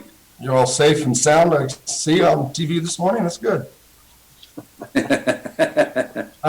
you have a copy of the schedule, Shaq, you want to put up? I'm bringing it up right now. Okay. Just like you're selling wood. Yeah. That's coming. I see that. Do we have that, Shaq? You should have it. Yeah, we got it. It came with our commissioner meeting email. It's in an email from Shaq.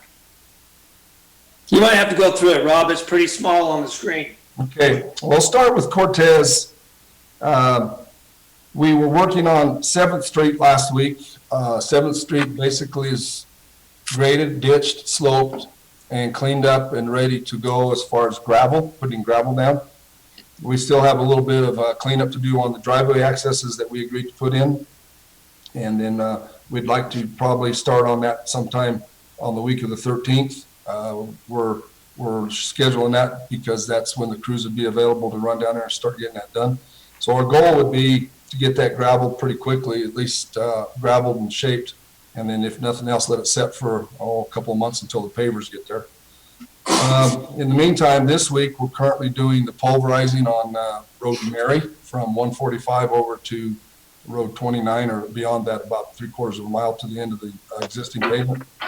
And that's going well. We haven't had any major failures in this road base or blow-ups. We have one piece over there, I'd guess today about 400 feet long, that's right there by the old school, that we probably will not grind out. Based on our experiences with Road P and Road S out at Areola, That's one section that we're probably going to just leave that lay. It's in pretty good shape. We'll grind into it, widen the shoulders a little bit, and then just do an overlay over that with asphalt and then chip seal over that. So other than that, so far so good. It's moving along pretty good. We should be done with that by the 9th. Dolores, last week we worked on the Hay Camp Road right off of Highway 184. That's where we had that real soft spot. If you own a truck, you know that little hill coming off 184 has always been notorious for falling apart on us. We went in and put a very nice French drain in all the way down that shady slope, the north slope there off of that road. We were able to get down about 4 foot with some good rock, and then found the spring. There is a natural spring there, and dug into that, opened it up, and it did release a lot of pressure. So I think that's going to work well. I mean, we took care of that issue. In the meantime, we brought the D8 down from Ormiston Pit and went up and took a lot of that weird S curve out of that first hairpin, broke back into that shelf of rock and opened that up. And last night at 3 o'clock when I was up there, that made a major improvement. So now when the trucks go around that hairpin and up the hill, they don't swing back into each other. It's going to be a nice even curve or a soft curve on around to the north towards the pits. So big improvements on that. That's been one that we've been working on for several years to try to figure out what we was going to do there. We've also got that all ground up now, and it's gravel from the newer chip seal back to 184. We'll watch that for another little bit. I'm not going to put a time frame on it, but it's because it's holding good. But eventually it will get gravelled after the soft spots that develop were fixed, and get it all gravelled and ready for future chip seal again. Or maybe we can even, I've got some ideas of maybe I can put that on a DOLA grant and see if I can get some help and maybe pave it from 184 up to the pits. So there's just some ideas floating around there. So Roundup District, we got ourselves into quite a tiger by the tail on Road S. We did grind up 3 of the designed 5 areas. I'm glad I didn't do them all, but we got into a mess there. And I can only tell you that back in the day, they built the road with clay. They brought it up and they used a very minimal amount of gravel before they put their first chip seal or paving on or whatever it was they used. And there's no barrier between the asphalt and the clay. So we opened up the first one and we thought, oh, this isn't going to be good. And we opened up the second one and that's when the blades got stuck. And so we spent the next 3 days, including part of Saturday, hauling out about 4,000 ton of mud and bringing in 4,000 ton of pit run and placing it in there, and then put a little gravel on top of it to get it back in shape. Due to the extreme situation as we was in, road closed and wasn't going to open again, we did get DNL on retainer, and we used their crews and their equipment to help us get that back under control again, and they're helping us today with some cleanup out there to wrap that back up without going on all summer. So we're taking the mud and the dirt that was no good on the road, and we're widening out Alkali Creek Crossing. That's where we drop down in that deep canyon. It's always been notoriously narrow, actually scary. So we're widening that a whole canyon road out about 6 feet, maybe 7 before it's all said and done. We're taking some of that extra dirt on down towards the west and getting a couple more of those natural drainage areas that are too narrow. The road width itself is only 18 feet paved, so it's way too narrow. It's been that way for years and years, and we're just going to just take that extra dirt and use it for shouldering and compacting from the bottom up and making the roads wider. So right now we've got DNL and we've got the county, all forces out there hauling and building compacted fills on these narrow strips that we've got to deal with. I think by the end of this week or early next week, that'll all be completed, and then we'll be ready to do some final graveling on some shoulders, and that road will pretty much be ready for asphalt. So I think we pulled it off. It was hard. It wasn't an easy weekend, but with a lot of help and a lot of good effort by the county employees and DNL's crews, we pulled that off. So the trucks are scheduled to haul down to these the 3/4 road base to the pit road, which is this week, and then on down to 7th Street next week. In the meantime, they're helping with potholes, getting ready on G Road, 27, 25H. All those are going to get paved early, so they're working with some pothole work there. Coughlin is wrapping up this week with the pulverizing. That would be the 13th at the latest. If all goes well, we'll have them out here by Thursday night. So that all went well. That means everything's all ground up and shaped up and done. So they're on their way out of here by the end of the week, Bill. So just to remind you, the water is in on 7th Street. I don't know, I haven't took that off yet, but it is complete and it's all cleaned up and dressed up. The fiber optic tubing is in, it's complete. They got back in. Circle Z did a nice job in there, cleaning up their construction stuff this winter. So it all looks real good in there. I think we're doing fine on that. So some notes here. Four Corners material is probably going to start, well, not probably, they're telling me now they want to start April 20th with their paving overlay operations. So we're moving them down McCalmo Canyon. We'll get this posted on our web pages and get our sign set up down there. But they start down McCalmo Canyon on the 20th. They'll go down about a quarter of a mile past Road J to where we had that new chip seal. So that starts on G, then they'll move to the 25H27 loop, and then more out towards the north. So by starting down there, the weather's better, we have warmer temperatures, and they're ready to go. I said, yeah, let's go do it. We're ready. We've got everything shouldered up and working some crews on fixing the potholes. And then part of their contract is to do the leveling areas like where there's shoulder failures or where there's rutting. They'll fill those in a little bit, then they'll pave over that. So that's part of that paving contract. I did talk to Elam last week, and they are looking at probably starting or like to start sometime late May on the Kinder Morgan truck route. That's good with me too. That gives the roundup crew time to finish up that section of S between 491 and 20 before they go out there and start working on some of those bad spots on that. So that will happen by the end of May is what it's looking like. Kinder Morgan has decided not to build any more pads this year. They did get their driveway built on that one out there on Road 17 that was going to be built, but they've told me or informed me that won't happen now this year. So I'm very good with paving now in May without any heavy truck traffic on it. I don't see why it won't be ready by May with the winter out, the frost out, and ready to go on that. So as far as COVID, I know there's probably some questions on that, what the county's doing, since we're still under the guidelines of the state to keep working as essential. We keep moving forward. It is essential that we work on these, keep the traffic moving smoothly. But in saying that, we are trying to be extremely careful. To date, we've had 6 employees go out on 14-day quarantines, some by choice and some by just by our choice, say no, take 14 days. I don't trust it. So far nothing's came back. We had one go out yesterday.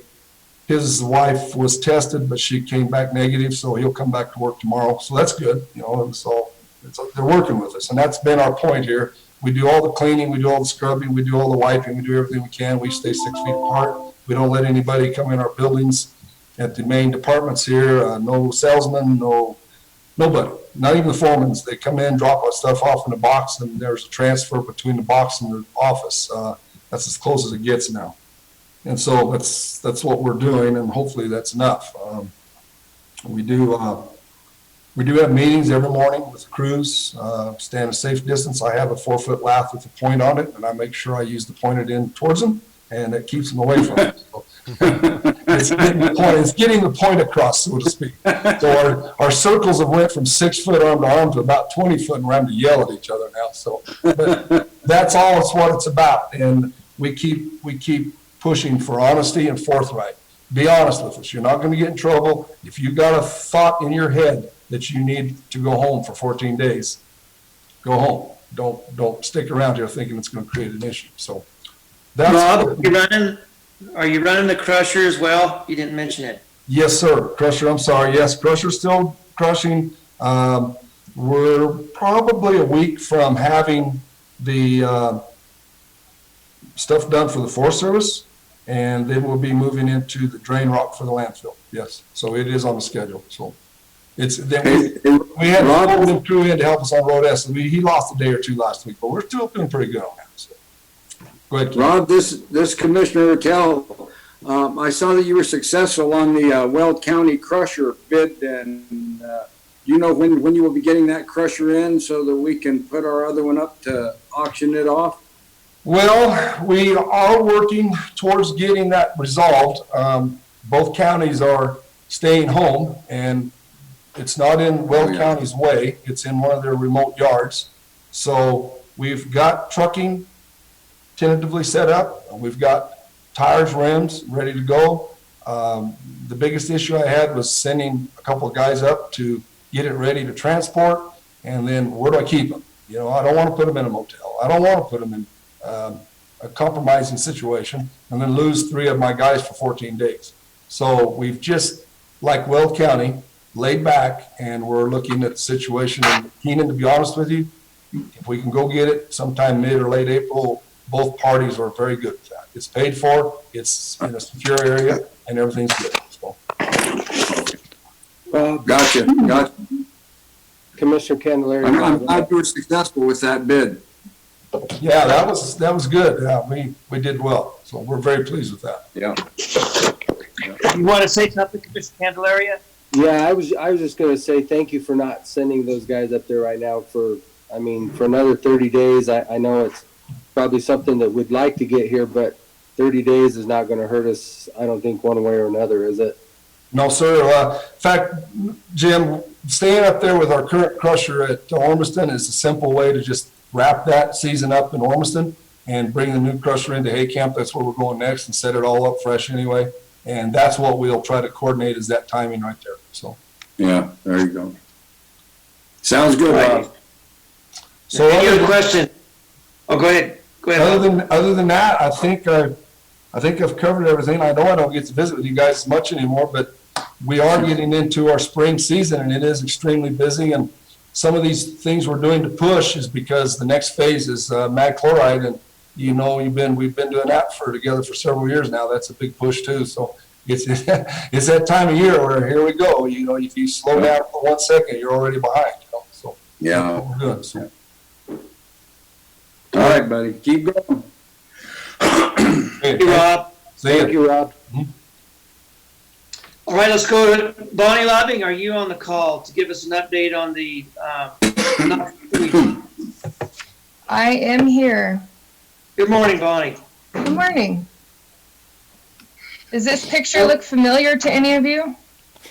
Looks like sawed up Russian olive to me. It looks like the back of Candelaria's truck. Jim, get in there. Yep. Yep. He done good. What? Okay, so let's go through my little PowerPoint for you guys. I'm just going to go over some main things, trainings, workshops, some A-list species, enforcement, our Free Ediphyte project, public awareness, county right-of-ways, and economic assessment. Can you guys hear me okay, or do I need to talk louder or lower? Just stay right where you're at. I can hear you good. Okay. We're good. Awesome. So let's go to the realtor training. So I've been working with the Colorado Weed Management Association to create an online training. It's through software called Digital Chalk. I've been doing in-house realtor trainings for a few years now just to educate them on what noxious weeds are, how you can identify them, and then the Colorado Noxious Weed Act requirements of landowners for these noxious weeds. But realtors, a lot of them do their continued education credits online these days. So there was a push to create this online training for them so they can do it wherever in the state and learn about noxious weeds. So that's pretty exciting that we're getting this done. Something I was thinking about when I was doing this online training is it would be cool to have a box for new landowners, including information about noxious weeds, like my little Montezuma County Noxious Weed Guide, as well as the kosher application, backpack loaner program, and then incorporate other natural resource organizations in the area, like the High Desert Conservation District, put in information about their no-till seed drill rental, maybe Southwest Seed Company putting information about seed mixes and how you go about all that. So I'm working on trying to get some partners for this, and maybe we can incorporate this box to new landowners. So Sounds good. let's go next. Our spring applicator training that I was planning on May 15th, I'm rescheduling it, hopefully to August 27th. So I still want to hold this training in the fall. It's going to be at Destination Grill still, and I have really good speakers coming from all over Colorado and one from Wyoming. And then we're going to offer continued education credits in applicator safety, laws and regulations, public safety, use of pesticides, and then the categories for rangeland, turf, industrial right-of-way, and forest. But you don't have to have an applicator license to come to this training. It's going to have a lot of good information, but it will be rescheduled till the fall. Okay, so A-list species. These guys are designated for eradication because we don't have many of them in Montezuma County, so we have a chance to actually eradicate them. So all of these known populations, I sent out a letter to the property owners as well as adjacent properties adjacent to these noxious weeds, just to inform them about them and have them keep an eye out for them. I've also contacted the Forest Service, BLM, City of Cortez, CDOT, and Mesa Verde National Park about specific locations of some of these A-lists and to follow up with them and eradicate these species. So I'm working with other land agencies to make sure that we get these species eradicated. Okay, enforcement. We have 22 enforcement properties from 2019 that rolled over to 2020 because we missed our window of opportunity to manage them. So 6 of those were unclaimed, 15 were signed for, but they did not turn in a management plan. And then one of the right of entries that you guys approved last year, we went to go treat that property, but there were cattle on the property, so we were not able to treat. So I'm trying to find that landowner's name and phone, well, not his name, his phone number, so I can try to get in contact with him to get those cattle off so we can get it treated this year, or better yet, have him treat the property. So those are the things we're working on with enforcement. Bonnie, I got a question. Yep. Do the cattle run there year round? I'm not sure. I've heard they do move the cattle to a different pasture sometimes, but sometimes they keep like 4 or 5 cows on the property. I'm not sure. Okay. So, all right. Yeah, I can't treat with any animals on that pasture. It's too big of a liability. Even though the herbicides have no grazing restrictions, I just don't want to do that. Okay, so the Phreatophyte project recap. Aside from our county cost share program, this is one of our best programs for our lands and our landowners. So big shout out to our crew, Robbie Myers and James Baker, for returning this year, which is nice, so I don't have to retrain them. So here's some just pictures of the guys doing their work. You can just go through at your own speed, Shaq.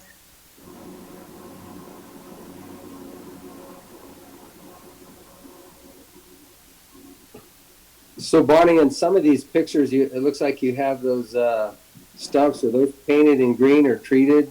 Is that what that is? Yep, we always treat our stumps. We're using Rodeo, Garlon 4, and a penetrant. So does that kill that stump, or what is that? Yeah, it's gonna hopefully absorb into the root system and kill the root system. But we are going to follow up with all the properties that we treated last year to make sure that there are no sprouts coming up. And if there are sprouts, we will go ahead and treat those. Okay, thank you. Go ahead, Bonnie. Okay. So just as a recap, last year, the crew treated 8,196 Russian olives, and almost 5,000 salt cedars. It came to be about 150 acres, and we estimated our water savings at 118 acre feet. So that's pretty significant. Some more statistics. So they spent a total of 603 hours on the job sites. Landowner match was $20 an hour when the crew did work with chainsaws, and $50 an hour when we had to rent the excavator and mulcher attachment. So the total that we charged landowners was $14,670 for the year. And I just kind of broke it down to give you an understanding of how much money this is saving landowners. So if you were to hire an actual contractor, it's going to be about $95 an hour in just labor. So if you have a 2-person contract crew, it's going to cost them about $140 an hour in labor, plus cost of herbicide. So the total acres and trees that we treated last year would probably run the landowners about $90,000 compared with our $14,670. So they definitely saved a lot of money utilizing this program. So we have increased health of ecosystems. We've increased property values, increased aesthetics of Montezuma County, good water savings, and we've saved the landowners at least $70,000, which is awesome. So for 2020, we have 30 properties on our list so far for wanting these species managed. CDOT also is interested in utilizing the crew for 491 to get rid of those Russian olives and salt cedars. I've encouraged the city of Cortez to utilize the crew as well. It'll help out with their costs. They're thinking about it, so we'll see about that. And then a property that the county owns that we need to pay attention to is the fairgrounds. That drainage is full of Russian olives and salt cedars as well. So eventually, if we have time, we'll move down there. And then also, as time permits, we'll work on the county right-of-ways.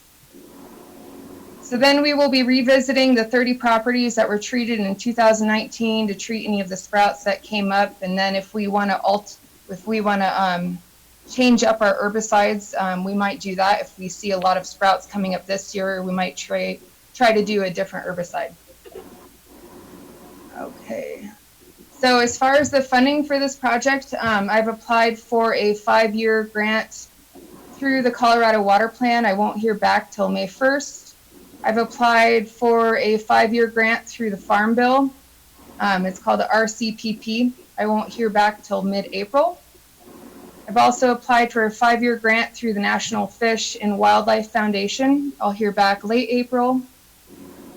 We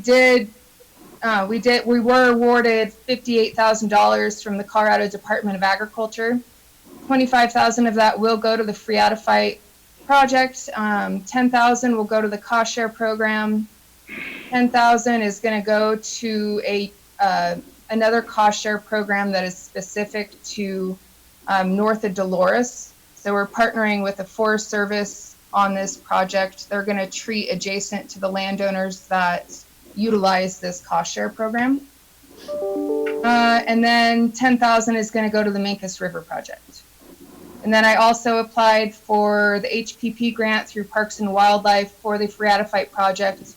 We were awarded $7,100 to cover the crew salary for this month. Do you guys have any questions about the Phreatophyte project? I have none right now. Okay. 2020 public awareness, the tax insert was a great idea. It got a lot of positive attention, and my phone has been ringing nonstop ever since the property taxes were sent out. And it's all been good feedback, good positive feedback.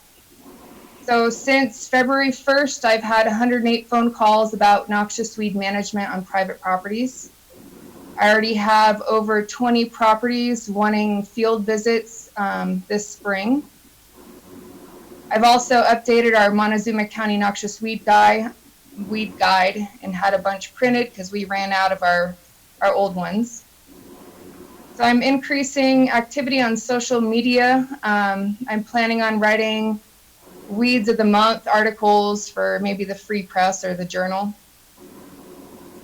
We've also sent out a Hoary Crest postcard to about 400 landowners who have had Hoary Crest mapped on their properties in the last few years.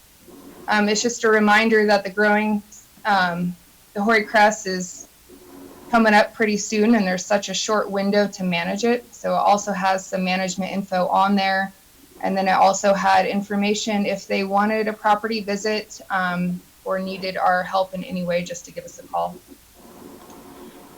So then we're still brainstorming on how to get the word out about noxious weeds to small acreage landowners and your average Joe. One approach is through youth. A lot of these small acreage landowners have kids or grandkids. So if we educate the next generation, that might help educate their parents and grandparents. We do work with the Montezuma Land Conservancy a lot on their youth workshops over at Fozzie Farm. So we do some weed ID with the kids there. And then 4-H, their statewide program is working on creating a noxious weed project for 4-H. So that'll be nice to incorporate that into our county. Okay, county roadside management. So last fall, I sprayed a bunch of the roads with Esplanade, that really good pre-emergent I've been talking with you guys about. And so far, the roads that I treated with it look amazing. I don't see anything coming up in that 3 to 4 feet off the edges of the road. So I'm super excited about that. I'm going to be starting up this week to continue the Bear Grande Road treatments, and I'm going to be using Esplanade again. So list A species on the county roadsides. We have some areas of spotted and diffuse snapweed. Last year, any plants that were missed by our sprayer, I went ahead and bagged them and disposed of them. All known populations of A-list species along our right-of-ways will be closely monitored this 2020 season. As far as B-list species, we're seeing really good control of the thistles and the knapweeds. I've seen a significant decrease from when I've started here. So we're doing a really good job on those guys. Any areas with fruit trees or something, my sprayer will just take note of that. That way, either myself or him can take a backpack sprayer and just hand spray those more sensitive areas. As far as C-list species, that's your cheatgrass, your bindweed, your jointed goatgrass is actually on the B list. But we're going to start focusing on those areas too, using some pre-emergent to try to get control of those, of the downy brome and jointed goatgrass. We're also going to target some foxtail barley and western world milkweed that's adjacent to ag land, because we don't want that spreading into their pastures. Do you guys have questions about the roadsides?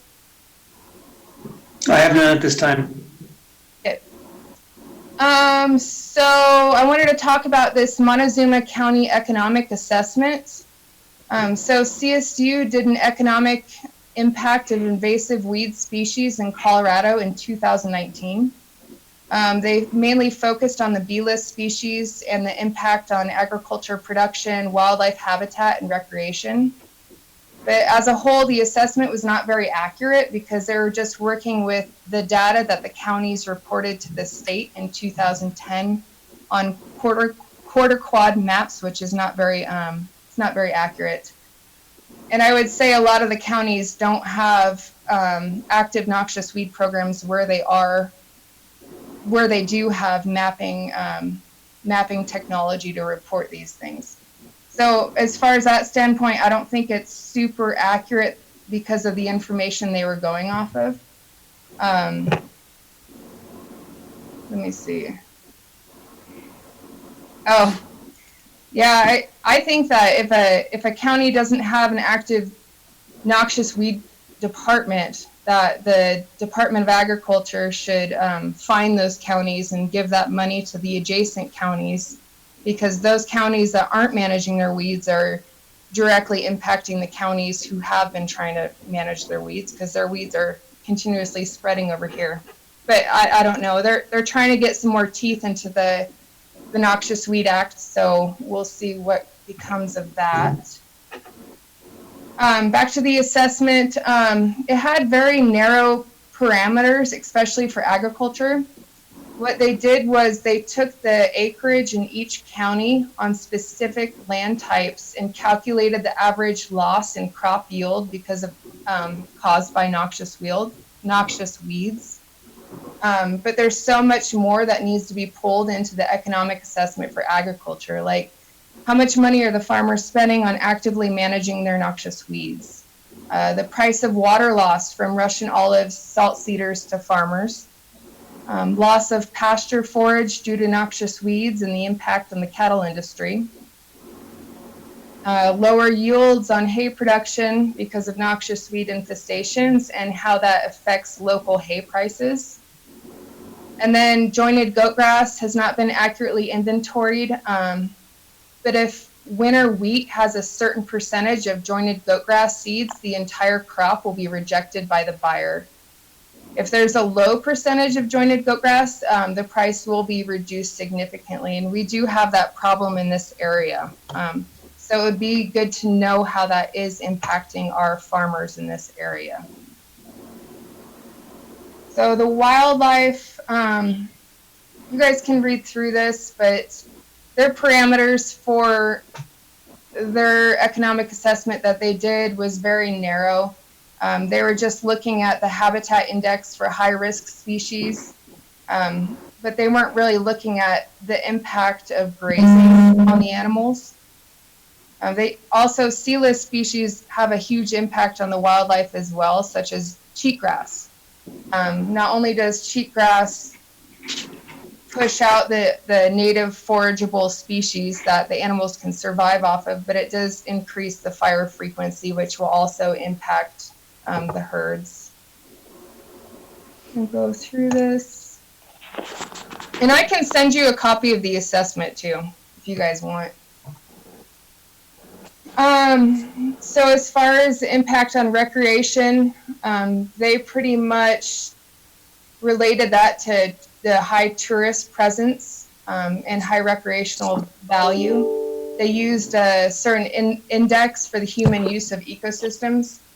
But really, some other things to take into account are the hunting fees, how noxious weeds impact the wildlife herds, and how that affects the hunting. They did a study in La Plata County, and they found that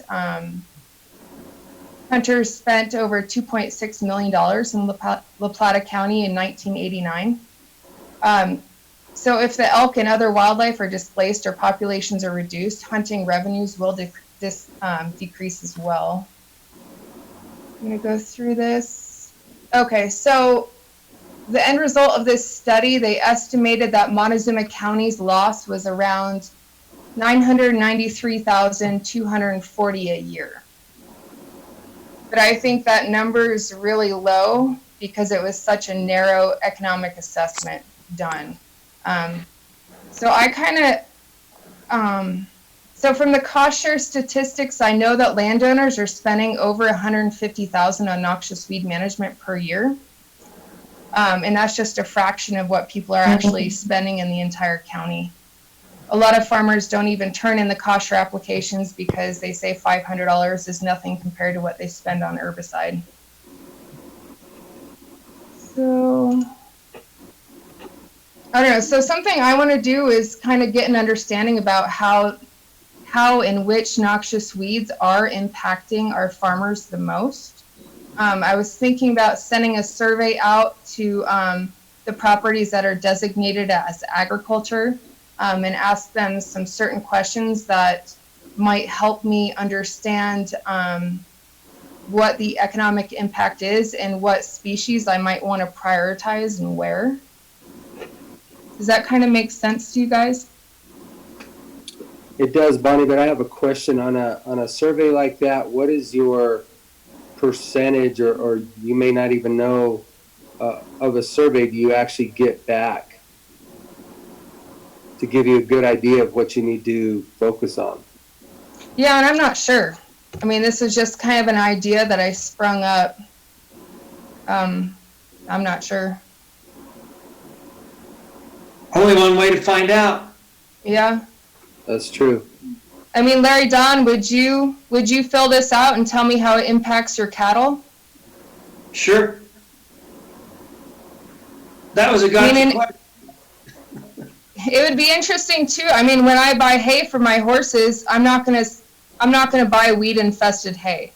So even the prices for hay is going to be dramatically reduced with the presence of noxious weeds. And it would just it would be a good public awareness thing to kind of understand how it's impacting us. And it would also kind of help direct me on which areas I need to focus on and which noxious weeds. Because I think jointed goat grass is hitting our agriculture hard. And I haven't really been doing too much with it, but I probably should be. That's all I got. Any other questions for Bonnie, commissioners? Yeah, this is Keenan again. Bonnie, if you want to know how adversely noxious weeds impact agriculture and the different industries, take a look at Roundup Ready alfalfa. Why in the world do you think they came up with Roundup Ready alfalfa if noxious weeds weren't a major factor in quality, price, and everything that goes into agriculture products, hay specifically? Definitely. I think it's well worth your while to investigate that. Yeah. Okay. And I would also agree with that. Thank you, Bonnie. I have nothing else. Yes, thank you, Bonnie. Very well done presentation. Yep. Look forward to the next one. I didn't want to bore you guys too bad, so I kind of skimmed through it for you. All right. Have a good day. All right, Bonnie. You have a good day as well. Mel Jarman, the manager of the landfill. Yes, How are you this morning? I'm good, and you? We're doing great. Hello? We're good. Okay. So, we're very busy down here. This stay at home, everybody's cleaning up and bringing it to us.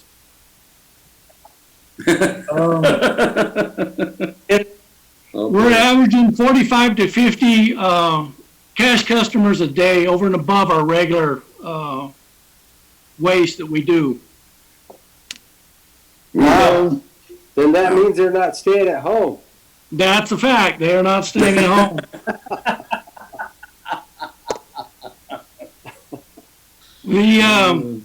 The operators are on a schedule of 5/10s right now. We have both tractors moving dirt 5 days a week, trying to get this dirt moved before, hopefully by the end of June, so we can get cell 4 built, or we're going to run out of room. As far as this COVID, we've locked the office down. We keep the cage locked so people can't reach in to Rachel. She can control the window. And the crew is in the equipment. They do not get out and assist customers anymore right now. As the trash comes in, they just push it, pack it, and cover it. So that's, everybody's in their equipment all day long. So that's where we're at on that. Mel, do you have the capability to take cards down there so that you guys aren't handling cash either? We do take cards, and we are still handling cash. Some landfills have stopped that.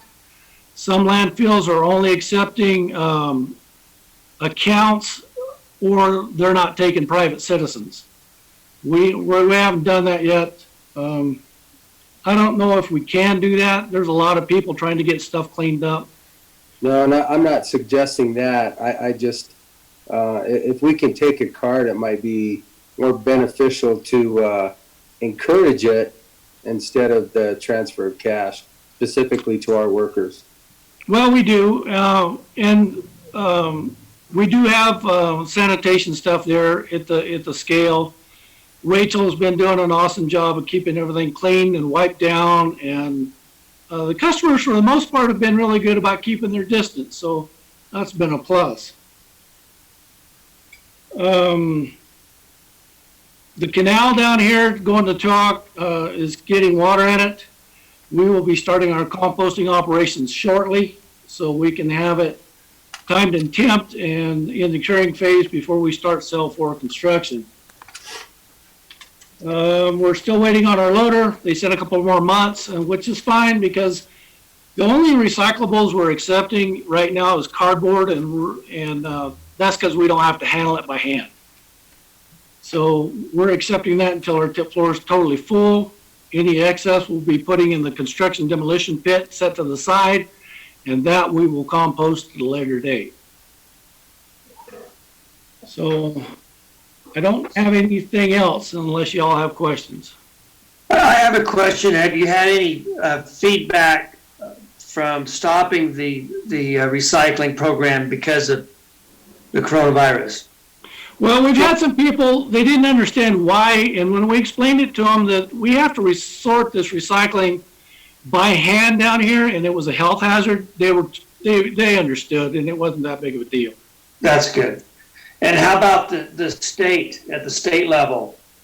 Well, we got an email from the state, and I sent them an email explaining to them the very same thing, and I never heard anything back. So, all right. It's just for the health and safety of the crew. We're a small crew down here, and it's more important for us to keep the trash going than it is to risk somebody's health over a plastic bottle. And with the market the way it just isn't worth it. And I think it's more important that we keep the trash moving and packed and away from the public than it is to sort recycling right now. I agree with you. I agree totally. Anything else, commissioners, for Mr. Jarman? I have nothing, Mel. Thank you.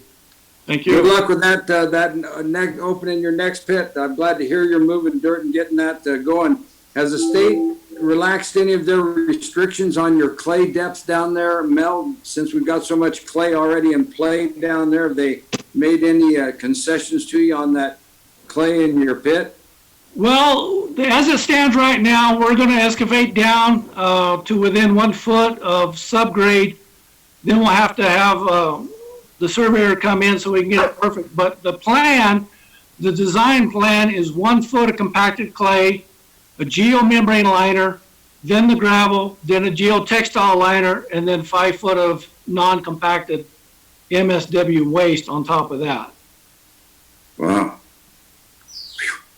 Okay. So, we are moving forward with that. We were on the phone with the engineers, and we are moving dirt as fast as we can. So. Okay. Good job, Mel. For your report, we'll go to the county attorney report, Mr. John Baxter. So we have filed our FCC petitions for ABC, CBS, Fox, NBC for both DirecTV and Dish. You file them electronically, and then you follow up with a bunch of, they want numerous paper copies of things. So that they probably do not have all the paper stuff, but they have everything they need right now. And so the reason we did this was just because of the health pandemic and thinking that, okay, maybe we can push this thing through. I think one of you all, I think it was Commissioner Tell, mentioned to me that Scott Tipton had suggested that we try to push it through right now. I think right now would be the time to reach out to whoever that is that has clout to get it pushed through, because it's sitting at the FCC right now. So if we don't want to wait for years and we don't want to do any follow-up, maybe it's the time right now to let them know that it's there and approve it. I have no idea whether or not that's realistic or not. This process took over a handful of years for La Plata County to do it, but we do have it sitting in there. So if you got any connections that you want to reach out to, feel free to do that. Now would be the time. Everything else is still happening. It certainly doesn't seem to me like the county's slowing down much due to the health pandemic. We're still steamrolling ahead. I don't have anything else, I don't think, that happened in the past week to necessarily report to you. All right. Thank you, John. We appreciate it. Next we have our natural resource planning and public lands report with James Dietrich. He was just on a second ago. I don't know if he got kicked off or something. I'm gonna try and see if we can get him. All right, well, do you want to readjust the agenda then until we get him back on? It shows that he's on. I don't know where it went.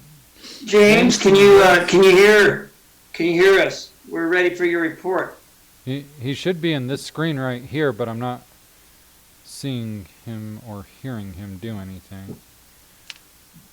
What if you switch to the screen that shows everybody? This is the screen that shows everybody right here.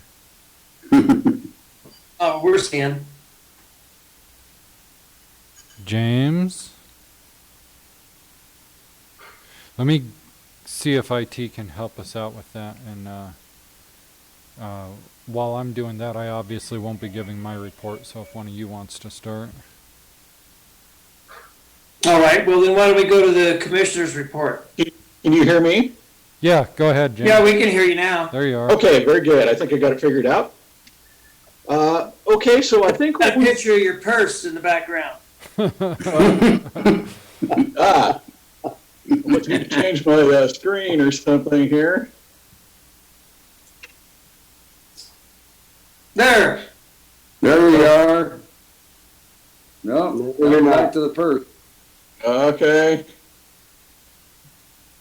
Boy, this stuff is a little bit tricky, isn't it? There you go. You got it. Okay. All right. Back in business here. Okay, so what I wanted to do is kind of pick up where we left off from last week regarding the McElmo Scenic Road byway nomination brought forward by Ms. Thomas. Susan, can you hear us here? I can hear you. Can you hear me? Yep, we got you. Good. Okay, very good. So the commissioners, first of all, I'll kind of lead off with the report. The commissioners asked me to go do some fact finding. I sent you a report today, just to kind of give you guys a little background. We heard this last week, but Montezuma County already has two scenic byways in the county. One is the San Juan Byway, and the other one is Trail of the Ancients. So the request being brought forward is to make an extension to the Trail of the Ancients. Going through, you can read your report in further detail. I will mention that there are three things that National Scenic Byway programs seem to focus on. And one of them is safety improvements. Another one is byway facilities and also access to recreation. And so, as you can see, I think this proposal does meet those objectives. Obviously, there's not always going to be money attached to it, but it kind of looks like they're setting up sort of a funding scenario. We've already gone through, working with Federal Highways and picked out the likely flap access roads. So this kind of piggybacks onto that. I'll talk about some of the possible impacts. First, I'll start off with the economic impact, and it does appear that byways do contribute considerably to the effort to promote and increase tourism. And so, in fact, they're saying statewide in 2014, Colorado Scenic Byways generated an estimate of 835 million. So they've also got that broken down per skyway, and sure enough, the two skyways that we've got in the county are included, and there's a cost data analysis that's attached to that report. Did find out that commercial advertising can be impacted by scenic byway designation. Generally, that is only going to be for a byway that's on the national road system. We did get clarification earlier here that, and the question really came down to what kind of authority do they have over a county road? Well, as it turns out, according to CDOT, as long as the county road is not on the national highway system, and it's not, CDOT will not regulate any of the outdoor advertising on the county road, even if it's designated as a scenic byway. And any prohibition on that would be set and enforced by the local agency. That would be us. So I think we get to that question right there. We have had some concerns about increasing traffic down there. I think traffic is generally increasing down in that area anyway.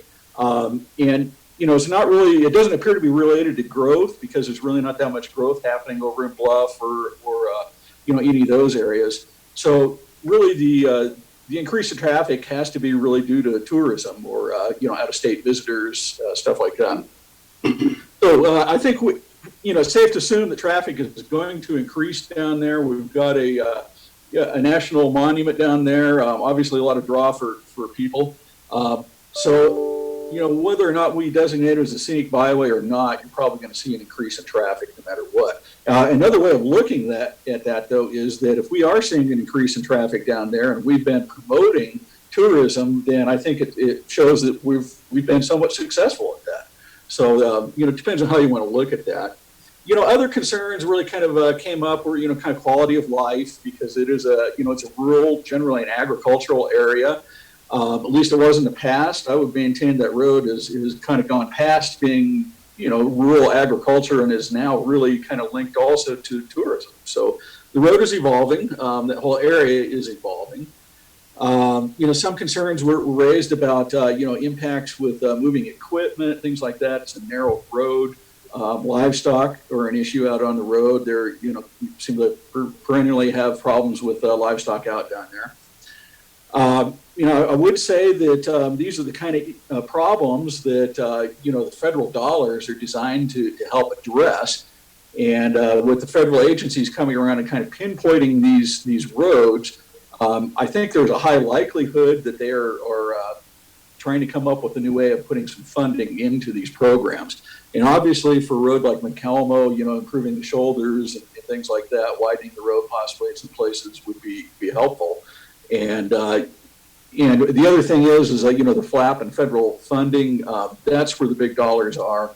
For example, looking to state funds to help improve the road down there, you're not going to get nearly as much funding available. So I guess that kind of sums it up. You can read through that report at your leisure, but I think the takeaway from that report is really that the commercial advertising is probably not at risk. Even on the main byways, on-premise advertising is not the real problem. What they're really concerned about is off-premise advertising. And they do have a way of coming up with kind of a uniform signage. It's called TOD, Tourist Orientation Device, and that's those blue signs that you see with the white lettering. And for example, you could get Joe's Bed and Breakfast on there or something of that nature. Now, if a farmer is going to set up a hay for sale sign, something like that, that's really not a problem, even on the nationally designated roads. It's where it becomes a problem is if he is leasing billboard space from his neighbor, for example. And that would be the off-premise. So I'm going to leave it at that, and I'll turn this over to Susan to kind of continue bringing her proposal forward. Thank you, James. I guess I would say that one concern I have is that it's been 10 years since there was a call for nominations, and the new law signed in December did trigger this call for nominations, but it says nothing about any kind of regular schedule or future calls or future activity at all.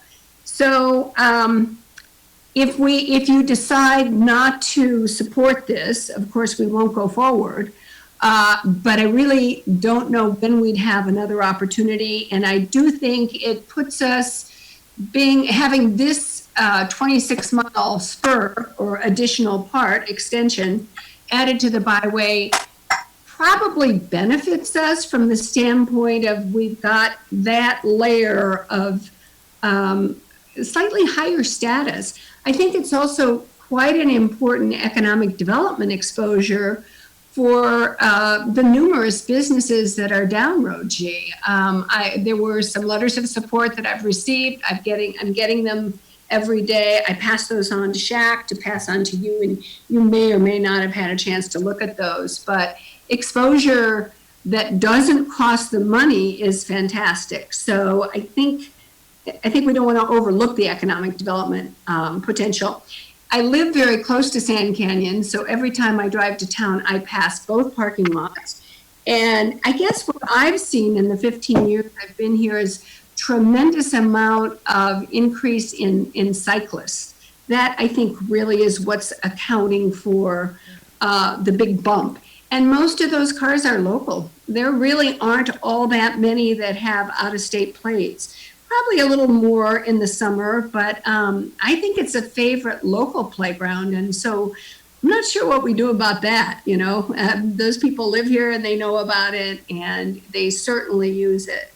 The nice thing about it is, I think, and this is just an aside, the monument really hasn't suffered a lot of terrible impacts. I think it's still in pretty good shape, getting a lot of heavy usage right now. I mean, just extremely heavy for obvious reasons.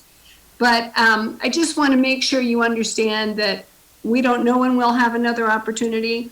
Road G at the moment is not even a state byway. So if we go forward with this extension nomination, the first thing will have to happen before Federal Highways will consider it is for the state to make Road G, this part of Road G, a state byway.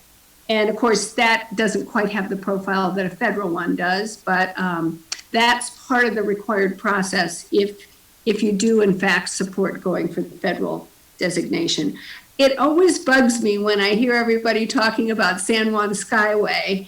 You know, we have our own National Scenic Byway here, which in some ways is every bit, you know, it's every bit as interesting. So I guess I would like to be able to compete a little more effectively, and adding this extension to the map is probably the only change we'll really see. And the byway map is a good itinerary for visitors to our area. It kind of gives them an idea of where they can go, what they can do, and then when they get here, they explore more. So I think that's about what I've got to say. All right, thank you, Susan. Any discussion, commissioners? I got your email, James, the one you sent out this morning at 8:10 or 8:15, something like that, and I have not had the chance to review or read that document, so I definitely don't feel comfortable making a decision today just because I haven't had enough time to read the report. Thank you for what you brought forth in your report there, but I'd still like to be able to read that and maybe put this off for another week. I'm not sure, Commissioner Tell, if you had time to review it or not. I did have a chance to review part of that, and I also read the letters of recommendation that he sent along with that, and I saw the support from the businesses that were located from the Sutcliffe wineries and the I'm sorry, the name escapes me. The Kelly Place. Wagon folk. Yes, Kelly Place and that. So I understand their aspect. I just I read some comments from Dexter Gill as well about how some of the impacts that can come from a scenic byway designation might come into play, might not.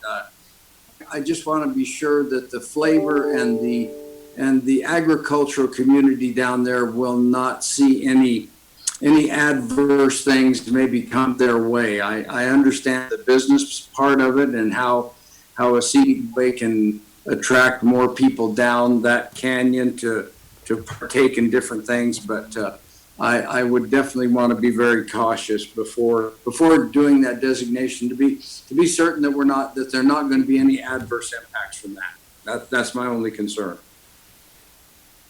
All right, and I would just say that I respectfully disagree with Susan on this. I am 100% against designating it as a scenic byway, that there would always be another opportunity. I think that there should never be an opportunity for it to be a scenic byway. The calculations on what it might bring in benefit in the future was, how do you calculate when somebody gets killed? I mean, what's the number that you use? Because it will increase the traffic. We've seen that with when they created the Canyon of the Ancients, and the road is just too narrow. And I'll tell you what, they pull 20-foot pieces of equipment, a header they do a lot of hay cutting down there, and the headers are 16 feet wide. We have all kinds of wrecks. If you was to look at our sheriff, and I'm ready to vote it down right now, unless you guys need more information. But I think it's just an awful idea.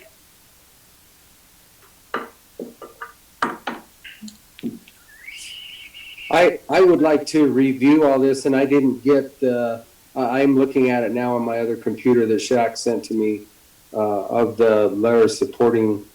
I'd like to review it, but I definitely agree that road. I was down there this weekend myself.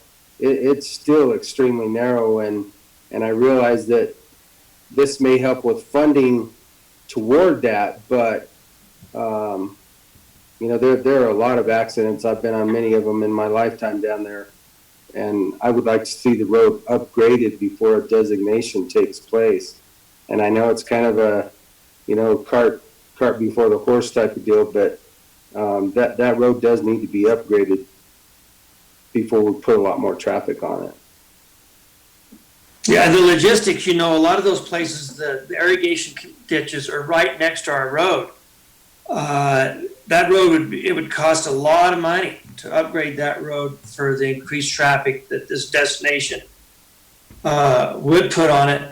And I know we do have these letters of support, but I put this out on social media, and for every letter of support, I've got 10 against it. So I don't know. That's interesting. Yeah, well, then let's just clear it up right now. Let's take it to a vote, and I will make the motion that County Road G be designated, if possible, a scenic byway.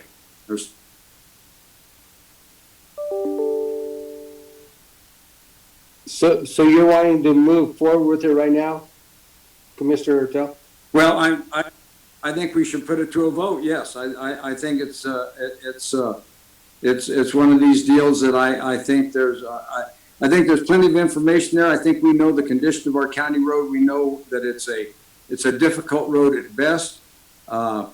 Lots of accident activity on that road, and whether or not we want to, and it's a county road. It's our responsibility, our maintenance, our upkeep, and everything that we're going to have to do if it becomes a designated scenic byway, and it may not be worth it for us to do that.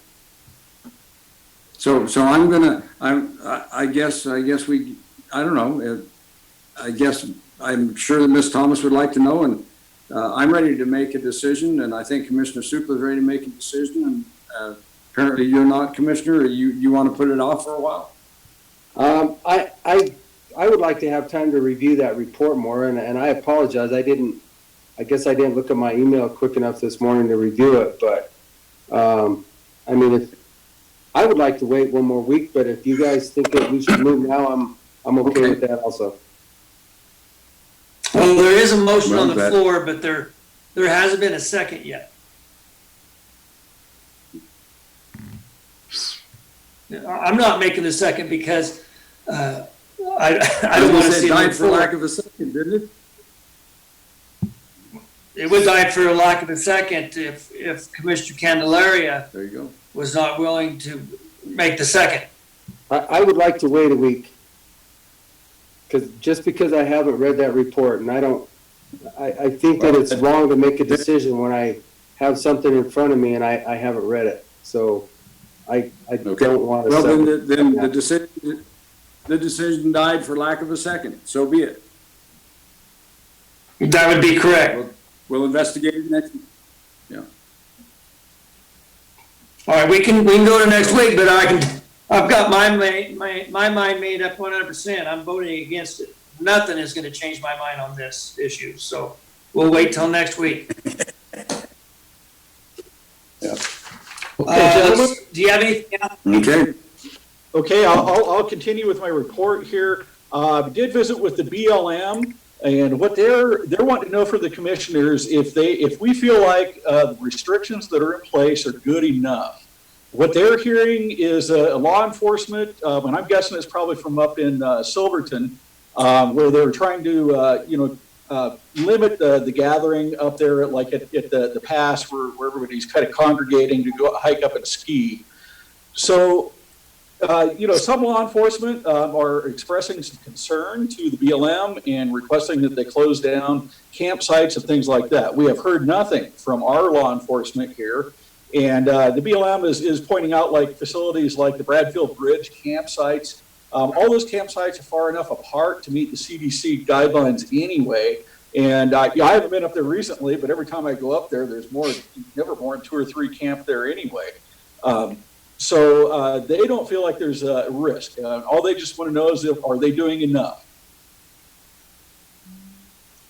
I think that they're doing it adequate. I've actually been out on the BLM a lot the last couple of weeks, and I have in the locale that I've been seeing an increase. But I want to tell you, they're camping in legal spots, but they are camping in spots that I've never seen them camp before. Mostly they're camping out in the middle of the open, and I think there's a reason they're doing that. They don't nobody else camp by them, and if I think this is social distancing, Western Colorado style. We don't use 6 feet. We use a quarter mile out on the BLM. So I think it's adequate. Yeah, 6 feet's normally too close in normal circumstances. Okay, well, thank you. I think they don't have enough. First of all, they don't have enough enforcement officers. If they were to close the trails, and I just don't think we're there yet. I mean, there might be a point where we would be, but what do you commissioners think? I'm in agreement. Go ahead, Commissioner. Well, I was just going to say that is such a double-edged sword, and if we had that crystal ball, it'd be easy to look into that. But my concern is if we restrict these people to where they can't get outside at all, and reading that order, number 3, that exterior activity is permitted, and hiking, biking, snowshoeing, so on and so forth. I realize that we're supposed to be staying at home, and I think that's happening a lot. But to some degree, people have still got to get out for their mental health. So I think they're doing enough right now. Also, I would hate to make it looking at the curves. It looks like we are flattening or starting to lower. So I think the 6 feet, and I would agree with Commissioner Supla that we're probably way more than 6 feet out there. We're probably closer to that quarter of a mile distance, but I think they're doing enough, James, right now. Okay, but I'll let the BLM know then. I think the only concern we really had was with Sand Canyon. There's been some concerns down there that have been shared, but that's a matter of a personal responsibility. I think people can just start doing a better job of their own personal social distancing down there. What have you heard, James? Closed. Okay, so we had a letter that came in from a doctor that was saying that this doctor was not comfortable with the social distancing that was happening at Sand Canyon. And I think there's probably some congestion around the trailhead in the parking area, possibly even up on the trail. But again, that was one person's opinion. It did happen to be a medical doctor. But that's, again, I think that the BLM sort of had the same response, is that really, it's really up to the individual. We can't really force people to get any farther apart out there. There's plenty of room. Well, I could tell you from being around all those campers, those people don't. What I've experienced is they don't want you to get close to them. So I think it might have been an isolated incident, but they treat you like you're the plague. That's been my experience. So, yeah. So, James, I have a question for you. Did the BLM close the Sand Canyon parking lot? Is it closed? No, they did not. That's still open. It's closed today. Susan, it is closed today, and the sign says for maintenance. And it was closed yesterday, and I think Sunday also. You know what? That's having to go to our parking lot, right? Right. So I don't think both of them are closed. I think ours is still open. No, yours is open and it's not congested. Yeah, and so in fact, they may be doing some real maintenance down there. I know they had a few things to finish up. Mag chloride, I think. That makes sense. Okay, From what I've seen, the people are really trying to park even farther apart and try and maintain that 6 feet everywhere I have been. So, yeah, some people, if they're the same family members, are going to get close to each other. I know that happens even in my household. I still get next to my wife. So I think they're okay right now. okay, I will let the BLM know that then. They also had a question about a prescribed burn that they're scheduled to do up on the Dolores Rim. And they're authorized to make decisions on a case-by-case basis based on conditions. Right now, they feel like that site is so remote that it wouldn't impact any of the civilized areas. And so they just want to make sure that the commissioners feel okay with that before they move forward with it. I'll just let them know, and it may not happen. It all really depends on the conditions. James, is that BLM or is that Forest Service? That's BLM. Is that in Montezuma County, James? I think it must be in Montezuma County, but it's got to be way up the very far north end. Yeah, okay.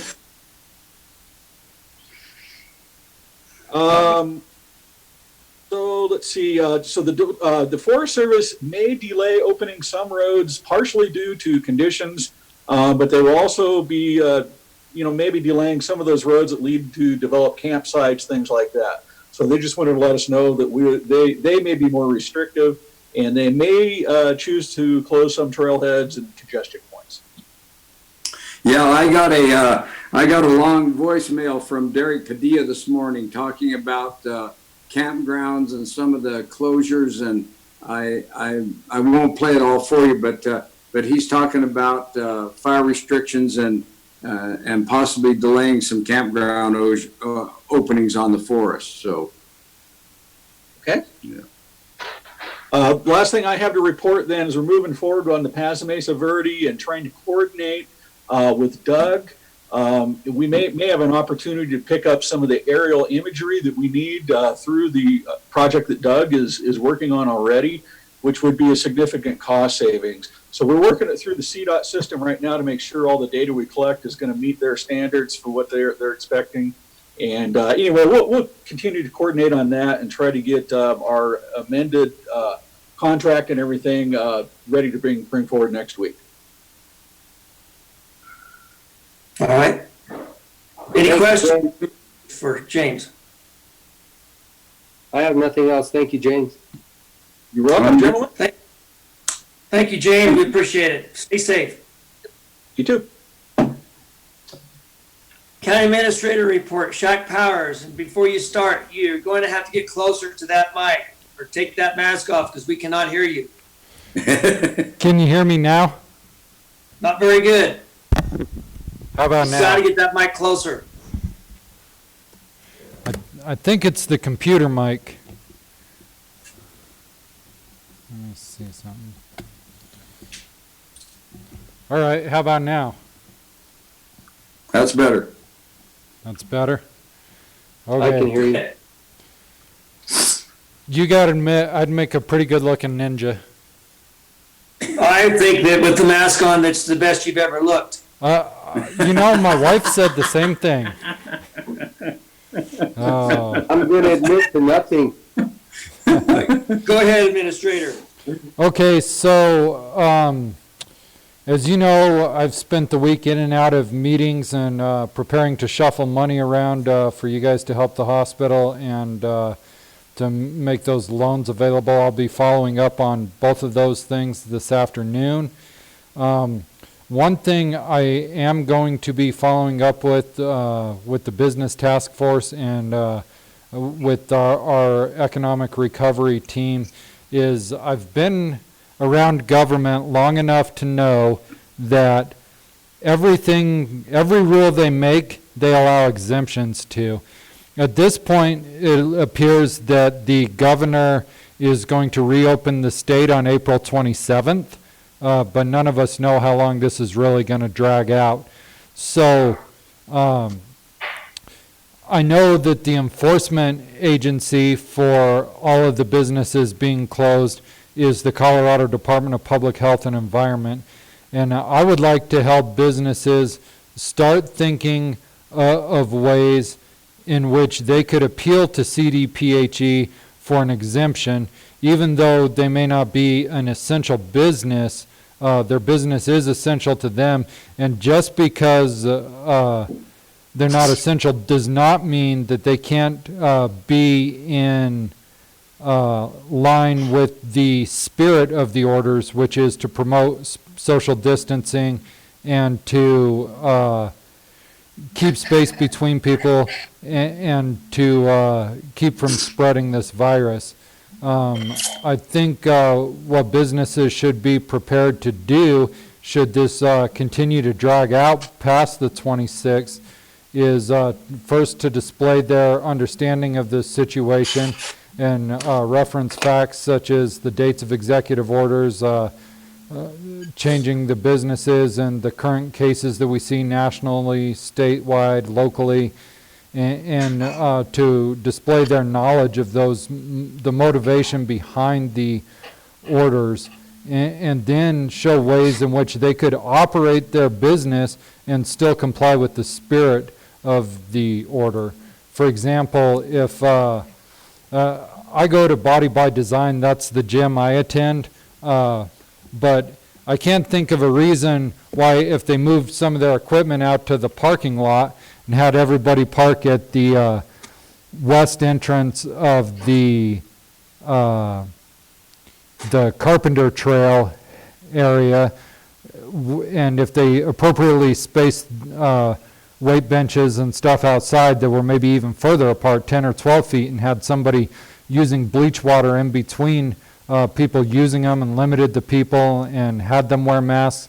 I don't see why businesses couldn't start to develop plans of how they could operate and stay in compliance with what the spirit of what these rules are trying to accomplish. Because right now the governor is saying April 26th will be the last day of this stay-at-home order. Well, first it was April 11th, and some estimations are going to be July or August, and I just don't think our economy, the way we're currently running it, is going to be sustainable for that period of time. And so I would like to start working with businesses to come up with plans they could present to CDPHE to show how they could be in compliance with the spirit of the order and still operate. And so I'll be following up with Susan and Don on that later today.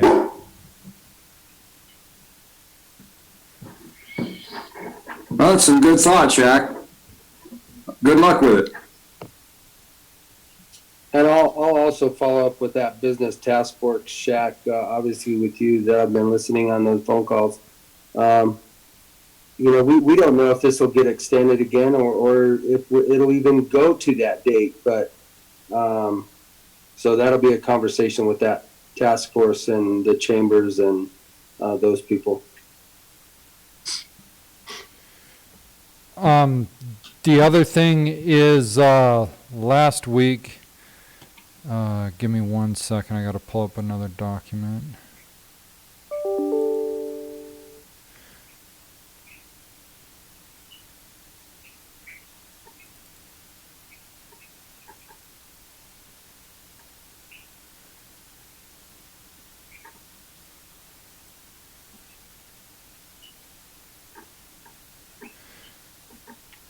Last week, in the haste to get to the press conference where we had some technical issues, I neglected to bring up the one and only bid for the senior center remodel that came in at $55,000. And because there were no other bids, I contacted each of you individually afterwards via email and asked for your thoughts, and you said to go ahead with that. And John Baxter was okay with it. He said, just make sure I bring it up at this meeting. So there was only one bid, Comiskey Construction, and so I awarded the bid to Comiskey Construction. Good. Shaq, Wasn't there some question about an end date or a couple of things that I think John Baxter came up with about that weren't included in that as far as I'm sorry, I can't remember what the items were, but I sent an email back or a text back to you saying that they should be considered. I think one was the end date of the project and something else. Did you address those issues? Yes. Okay.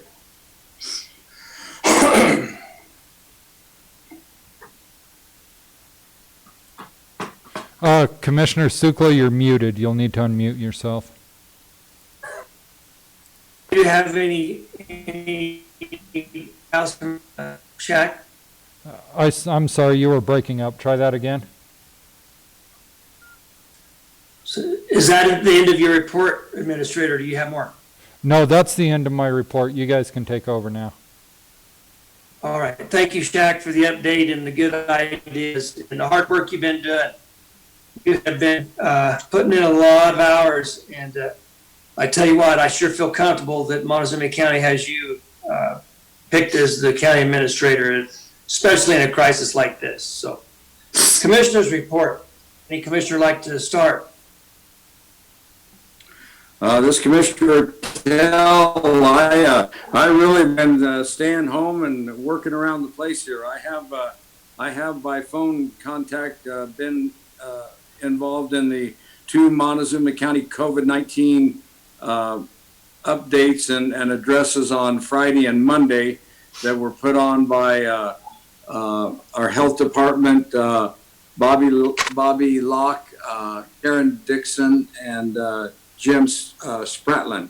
And very informative. They've got, I think there were 57 different entities that are, and not all were in attendance, but they're going around the whole county from the tribe to the everybody in the county that might have any play in this pandemic crisis that we're in, and keeping everybody updated on what's been going on and what they're doing to mitigate PPE stuff, and just a very informative Monday and Friday session, and it'll be continuing through the whole duration of this entire pandemic recovery and exercise. So that's all I've had in contact with. Thank you, Commissioner Tell. Commissioner Candelaria? I guess mine is going to be somewhat short and sweet also, just like Commissioner Tell.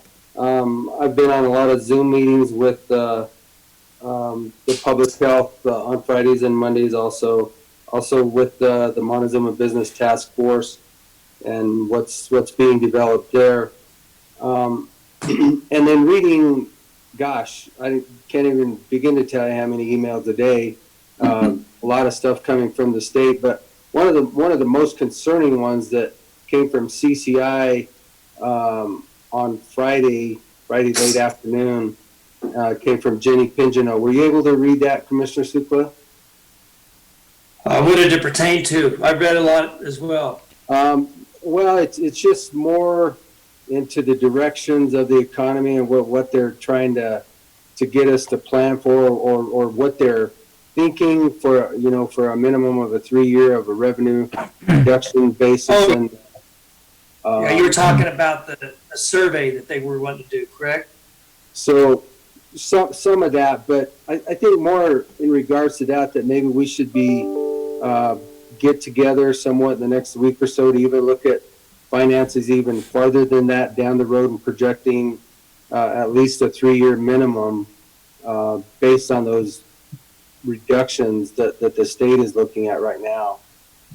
Just kind of planning, and I don't know where it's going to be or where it's going to go, but just financial planning farther down the road. So that's really all I have. Right. Mine's going to be short as well. Commissioner Tell and I did the Zoom conference with the Western District meeting, which was 15 counties, 45 commissioners, very informative on supplies and PPE especially. I want to give a shout out to San Miguel County. They contacted me, and I got them in contact with the chairman of the Ute tribe, Manuel Hart. They made arrangements, and they got some PPE equipment that's going to be sit down to the Ute tribe. And this morning as well, San Miguel has already been in contact through text messages as the meeting's been going on with the Montezuma County Emergency Manager, and looks like there might be an avenue for some additional supplies as well. So that's great news. Last but not least, I just want to thank the people of Montezuma County, the volunteers. I tell you, you see what all these different groups are doing, all of the people that live here, and we are one resilient community, a community that takes care of each other.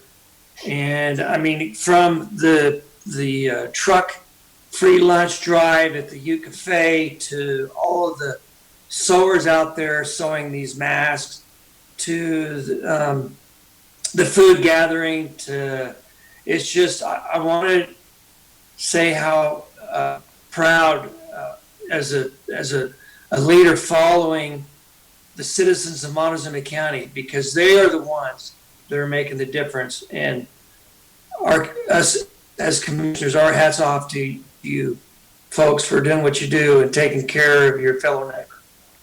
That's all I have.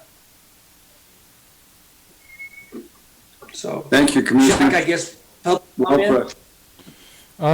I've typed into the YouTube feed asking for public comments. I typed that in about 3 minutes ago, and there's not been any responses to that. There is a thread of comments. A lot of it's directed to the emergency director, and I will be happy to take those that thread and go over the questions people have for him with him, and he can get on the YouTube and respond directly to them later. I don't know that we need to do that right now, but nobody has entered a public comment this period. And then there will be a way for the commissioners to review the thread. Yeah, absolutely. I can just copy and paste it and send it to you in an email. All right. Or I can bring it up on the screen right now if you want to read the whole thing. That's all right. Why don't you just, well, commissioners, is he okay with him sending an email? How long is it, Shaq? I don't mind reading it or viewing it. It's about 11 comments. Oh, I think we could do that. Okay. Go ahead. I'm bringing it over there. I'll put it up there in a second here.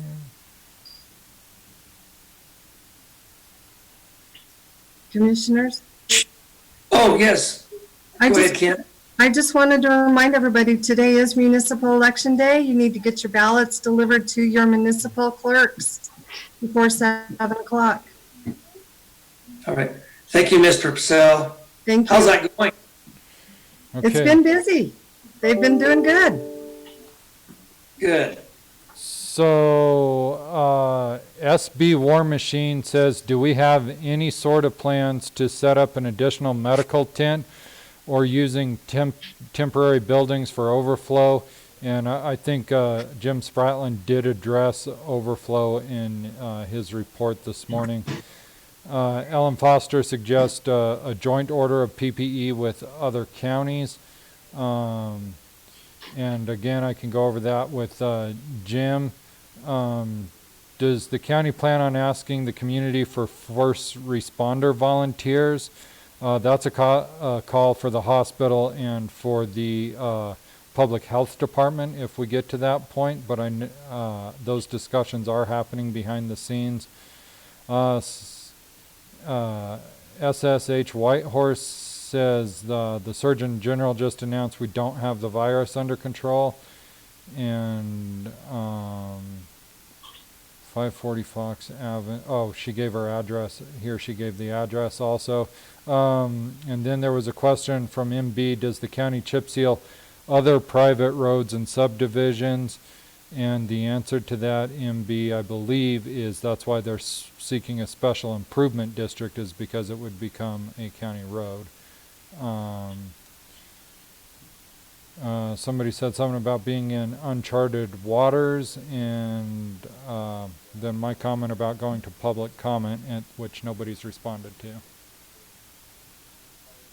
All right, any further business or discussion, commissioners?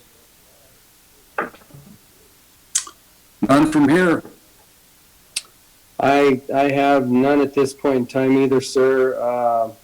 Obviously, I realize as this thing continues on, we continue to communicate over the public health issues, but we're trying something new. We're learning how to do everything via remote networking, and I think we'll get good at it. I have nothing else. Is there a motion? I would move that we adjourn. I'll second that. There's been a motion and a second to adjourn. All those in favor, say aye. Aye. Aye. Good day, gentlemen. Everybody have a good All right. week. Good Thank you, day. everybody. Good Have a good one. Let's press on. Shaq, I sent you an email. Call Commissioner Ertel. Call Keenan Ertel. Calling Keenan Ertel.